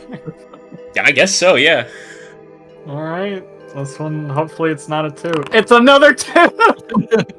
You guys watch as Hamlet narrowly dodges 2 of Pala's swings, darts Stop into moving! the forest. We have to do this! Wait. You hear in your head, Isaac, "My lord, are you sure? I could sustain you. It is my duty." Okay, I'm like, Lucky, wait, halt. And then Ooh, alright.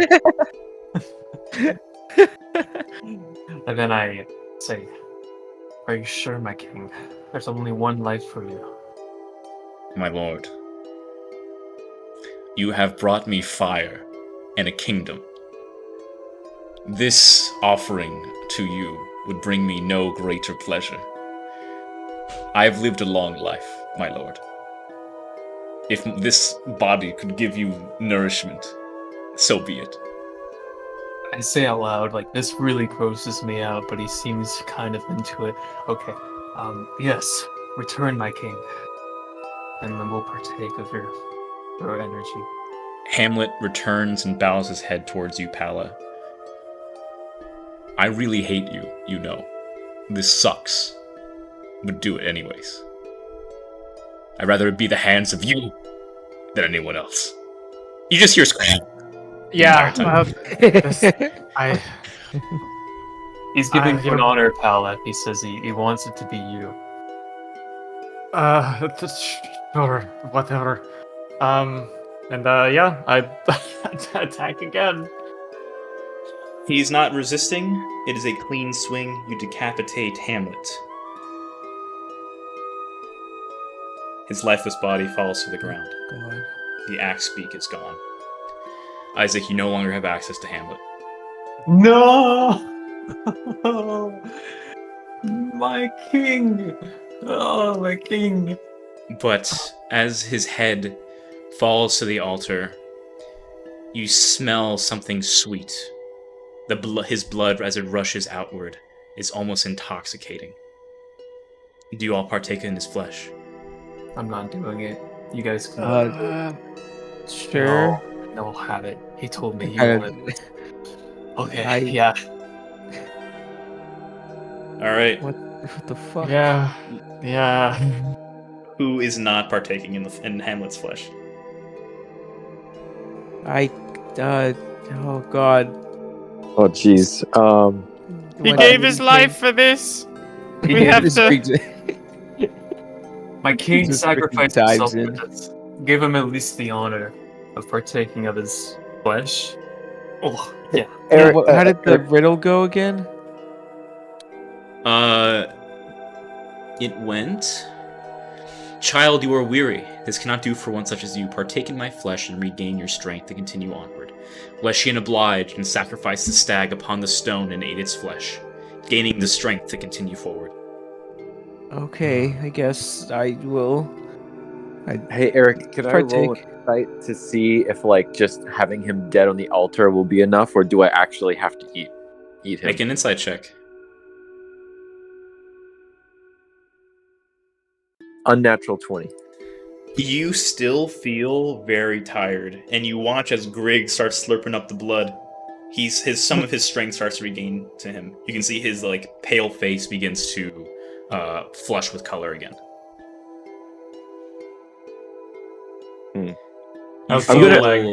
You feel like just the sacrifice itself was not enough. I'm gonna try something interesting. I'm gonna try to take some of the blood, and then I'm gonna like kind of split my wrist. I'm gonna just try to put the blood on my wrist, see what happens. As you do, and the red blood of Hamlet mixes with your blue blood, you feel stronger, and you feel like you can continue going onward. All right, at least I didn't have to eat the bird. Oh God. I take a small nibble. It is delicious. You are worried how good this tastes. Sweet ambrosia. That's And very it's just concerning. a raw bird. This is... Oh God. I won't eat anymore, but goddamn was it delicious. Are we sure that Greg's you aren't just all also chowing werewolves? down. What was that, Bella? Are we sure that you aren't all also werewolves? Because that, like, what you said is like, kind of like what, like, I don't know, it's kind of like the experience of, never mind. It's probably the stupid forest thing.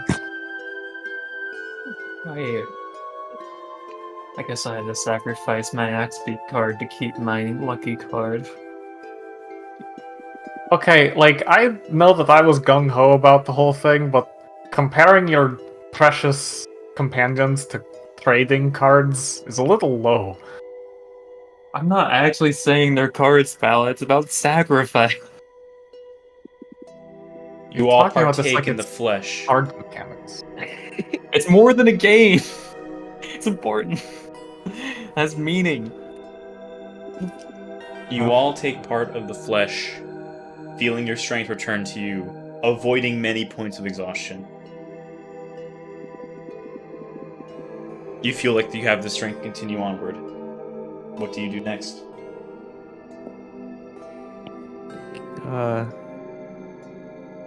Well, let's keep going. Whichever way. Why did we kill the bird? Why didn't we kill Lucky? I feel like Lucky would have been better. Please, Wendy, no, stop.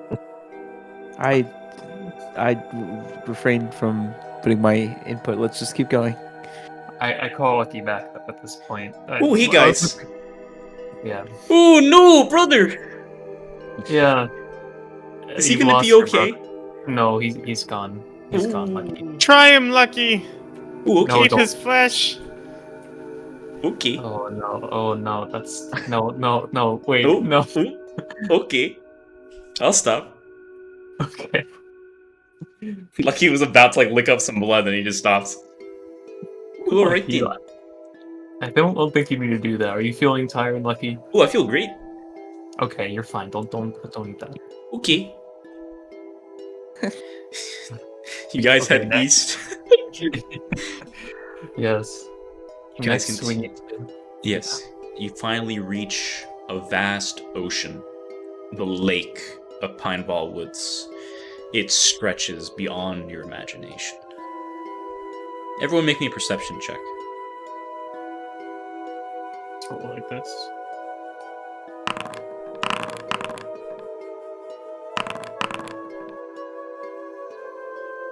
June. You're the only one that sees this. Out eastward in the lake, there's a faint light. Half a mile, maybe a mile out.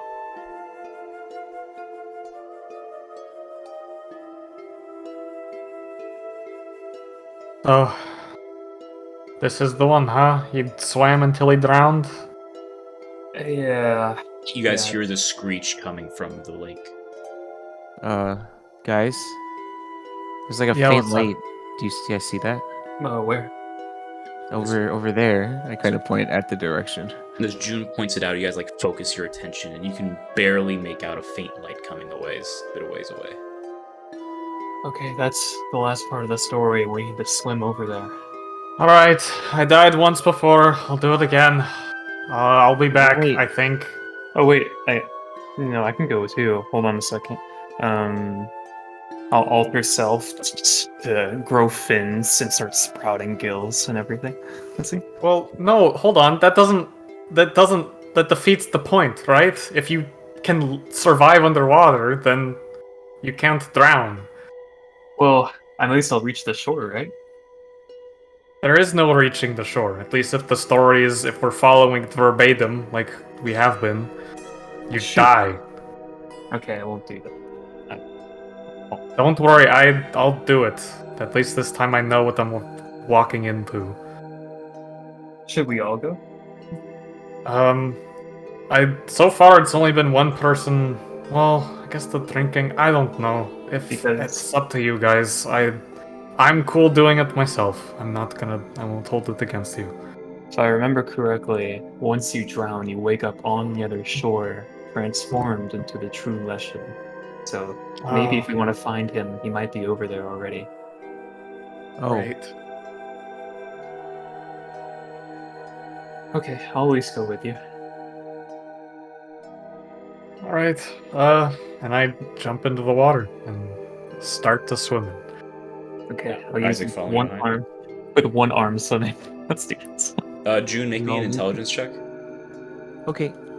Intelligence. Natural 20. Hey, read your description of your armor. Oh, right. Oh my god. 1 second. It is, isn't it? So You can't drown. yeah, you can swim I can just forever, breathe basically. underwater. Yeah. Oh, right. Oh my god. I completely forgot about that part. We haven't used that in so long. Oh, wait, guys, before you jump in, I can kind of just breathe underwater with this armor and just and swim forever. But doesn't that like that? I can make us all breathe forever. Do I hope we can all breathe forever? That would be good. Water. I can make us all breathe water. Oh, that's good too. But yeah, either way, I think. I mean, maybe I give it a go I mean, first well, before mine everyone uses else. a spell slot, so I mean, Yeah, I can just go in. yeah, that's probably a better option. Well, I mean, should we drown or not drown? I think that's the point here. I guess we watch June and see what happens. I mean, worst case, we do it anyway. Oh, June, Great. I could go with you. I can't drown underwater either. Should we all just go? Should we all just swim? Well, I don't want to die if I don't have to. Is the thing. All right, Greg, can you do that thing for us, please? That would be great. You know, maybe we should all just breathe and then go, so none of us drown. Well, how long does it last? Yeah, how long does that last? An entire day. Oh my. Okay. Oh, that's All right. pretty good. But So- let me go first, and then if I'm good, then you all can just follow behind. Let's just Yeah. go together. No, if What? well, the issue is if it's a concentration thing for Greek, right? Nope. Oh, it just happens. I mean, it takes about 10 minutes for me to get it up and going, you know. But Oh. once it's going, that's it. I mean, Oh. look, if June wants to go by herself and she wants No, to take this on, I just like, want that's to okay. make sure that it's all good for us because I guess I don't have. I guess we can all just go. Yeah, you can go. Sure. Either way is fine with me. Okay. I'm not sure what to do. I think it's fine either way. However, we end Can we up just doing push this. June? And can I just like push June in the water? Is she close enough? Perfect. Ah! Yeah, sure. You feel great pushing you into the water. Oh God! I am in the water. I'm just swimming around. Oh, do I just swim to the other side now, or yeah, go. Go. I'm going. It is incredibly cold. Oh God, it's cold. Someone But not- push Greek in. No, I'm kidding. Don't do that. It's not cold enough to hurt you, but it is uncomfortable. You start Okay. swimming towards the light. And you swim and you swim. The rest of you guys see that June fades away into some fog across the ocean water. It is getting dark. It is getting very dark. June, you keep going for what feels like days. But the light gets closer and closer. Do you keep going? Yes. You keep swimming and swimming until you reach the light. Your arms and your legs are tired, but your armor will not allow you to drown. It won't stop you from failing. And onward you swim until you reach the source of the light. Piercing through the lake, you see the image, an idol of sorts. The water gets slimy somehow. And you see there's a bit of slime on the statue here. And you look at this statue and you see like an elk skull. These two massive antlers peeking out. A body made of trees and vines. Arms of branch and log. The light emanates from a hand. It's a small orb. What do you do? A small orb out of a hand. Yes. Does it look? Oh God. Is it like presenting itself to me, like handing it to? Like it looks like it's. Looks like it. Well, this day's, I guess, just getting weirder, and I just reach out and grab it. You grab this, and you feel it enter your body. You gain 15 temporary HP. Oh, hell yeah. Awesome. As this happens, and you feel that warmth, all of a sudden around you, underneath this statue, there's a vortex that encompasses you. Make me a strength saving throw. Okay. Strength saving throw. 19. 19 is good. You manage to do your best to stop being tumbled down immediately, potentially taking damage. And as you feel it, your arms are still really tired, and the vortex, unfortunately, still takes you. The rest of you on the shore wait, and June is not coming back. It feels like it's been forever. And as you talk amongst yourself about what you may want to do next, the shore recedes. The water from the shore recedes a bit.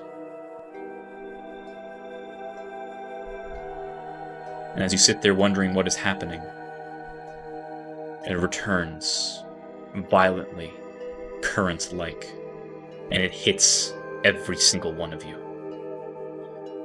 However, you can all breathe underwater, if I recall correctly. Was the spell cast? Yeah. No. Boo. Those of you who cannot breathe underwater, Oh, boy. which I believe... Can I attempt to fly over it? Did you already use your wings for the day? Not yet. Not yet. Sure. Cool. I will attempt to fly and try to grab someone as I go. Okay. Make me a dexterity check. Yeah. I'm reaching for Palo.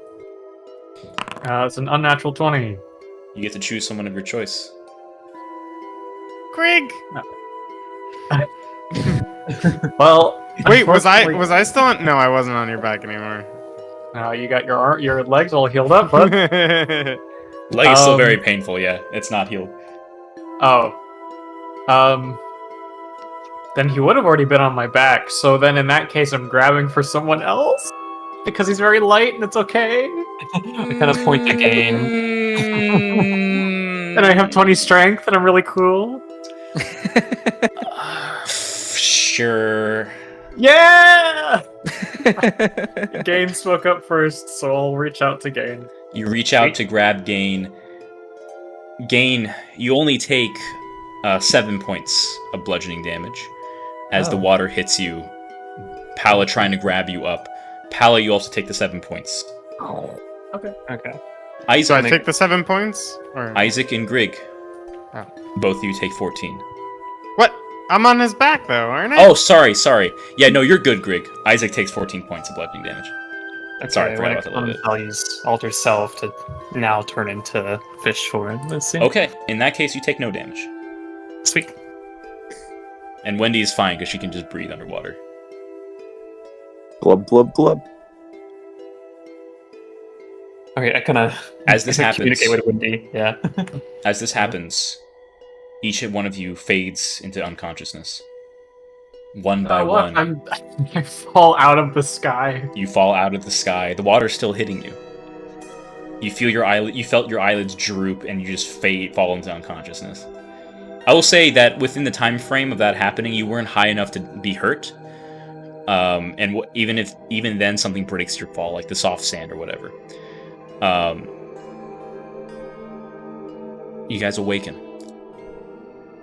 on the shore, coughing up water. For those of you who cannot breathe it, your bodies seem fine. Maybe a little hurt, maybe a little weary, but fine.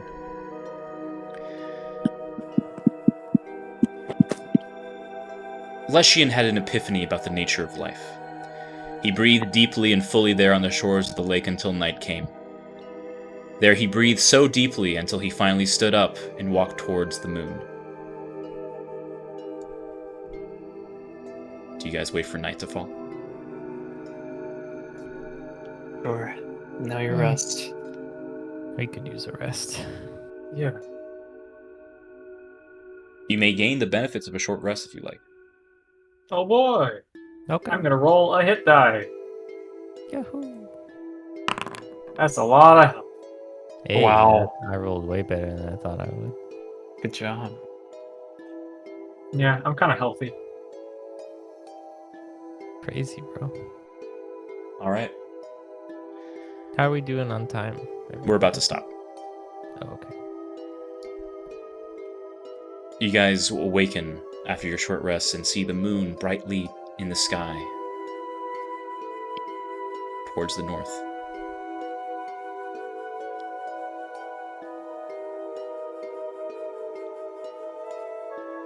What do you all do? Walk towards it! You guys stand up and walk towards the moon. Along the way, you see strikes in the ground. Where those strikes are, you see images. One of a wolf, one of a bear, a deer, a sparrow, a crow, an eel, a snake, a mongoose. You see sheep and other things that you're not entirely sure what they are. And these images lead you further into the woods until eventually you come upon a cabin. Dim-lit interior. Door there. What do you do?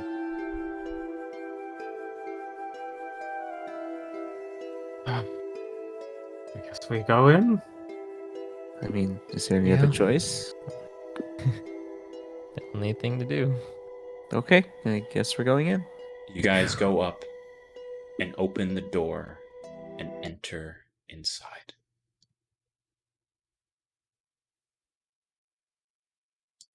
And that's where we'll end the session. For what you see inside, in the corner of this cabin, is a shadow. Within this shadow, you see two eyes, open, round, and fully bright, intent, incredibly unnerving, looking directly at you.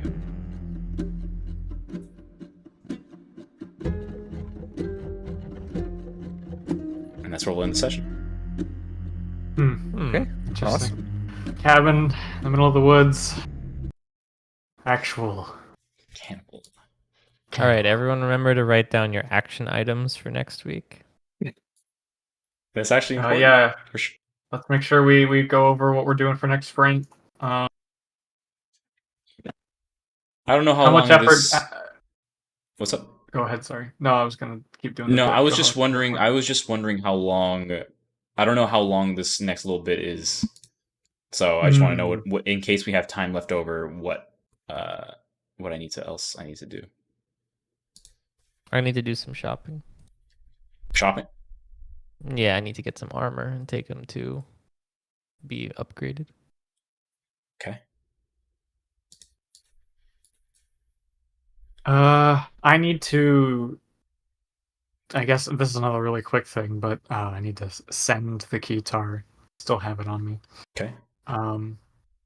But in terms of, I guess, missions. So supposedly, we finish this up and we complete it. We're cool. We go talk to the mom, and assuming we did everything right and we're cool and we did the job, we get stuff from that. And after that, what do we want to do? We'll have one more day to do stuff. Right. There is anything else? Like any? I- What are the missions? I need to visit the shrine temple, whatever you want to call it, the Shremple. Visiting the Shremple. The shrimple. Okay. Supposing that is a shorter thing. In terms of more like long-term, like potentially full day type of stuff, which of the local objectives do we want to work on? We still need to track down the hammer. I would say that's probably our next number one priority. Right. I agree. Does anyone disagree or want have anything in particular that they'd want to do instead? I don't think so. I think the hammer is important. I think we should do that. Yeah. Yeah. Okay. Now, Eric, I guess it would be up to you to determine whether there's other things that you feel we should have lined up after everything we've said so far. That'll probably take you the rest of your time that you have. Okay, cool. I'm assuming. I mean, the other quests that you have available, you could go talk to the Neymar household, but it may be too late now. You could. Let's see. What else do you have? Ormer druids. Ormer druids. The You rat, can talk to them, and then a bunch of stalwart wild stuff. Yeah, you could do the Stalwart Wild quest as well. Yep, all that stuff. But those are your assuming options. assuming what we've given you so far is enough for you That's to enough. prep. That's then, enough. Yeah. Cool. Yeah, that sounds good. Next I'm down session for is it. going to be interesting. What's funny is that this quest right here is the first quest I came up with for this entire campaign. Oh, really? Yep. I mean, I really like the story and everything. I think this was kind of fun. It's like, ooh.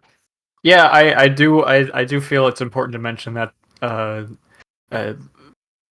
despite playing a character that's infinitely upset by anything that happens ever, I as a person have been I think this is a very cool quest. Okay, cool. Yeah, Beans. this is cool. It's a poor kid, though. I don't have a good. Sorry feeling. about Hamlet, bro. Oh, Oh no, that's fun. Welcome. I knew ever since you said that thing, I'm like, oh, that can't be good. At least Lucky survived. My favorite child. I mean, my good one. I mean, My good child. All right, on.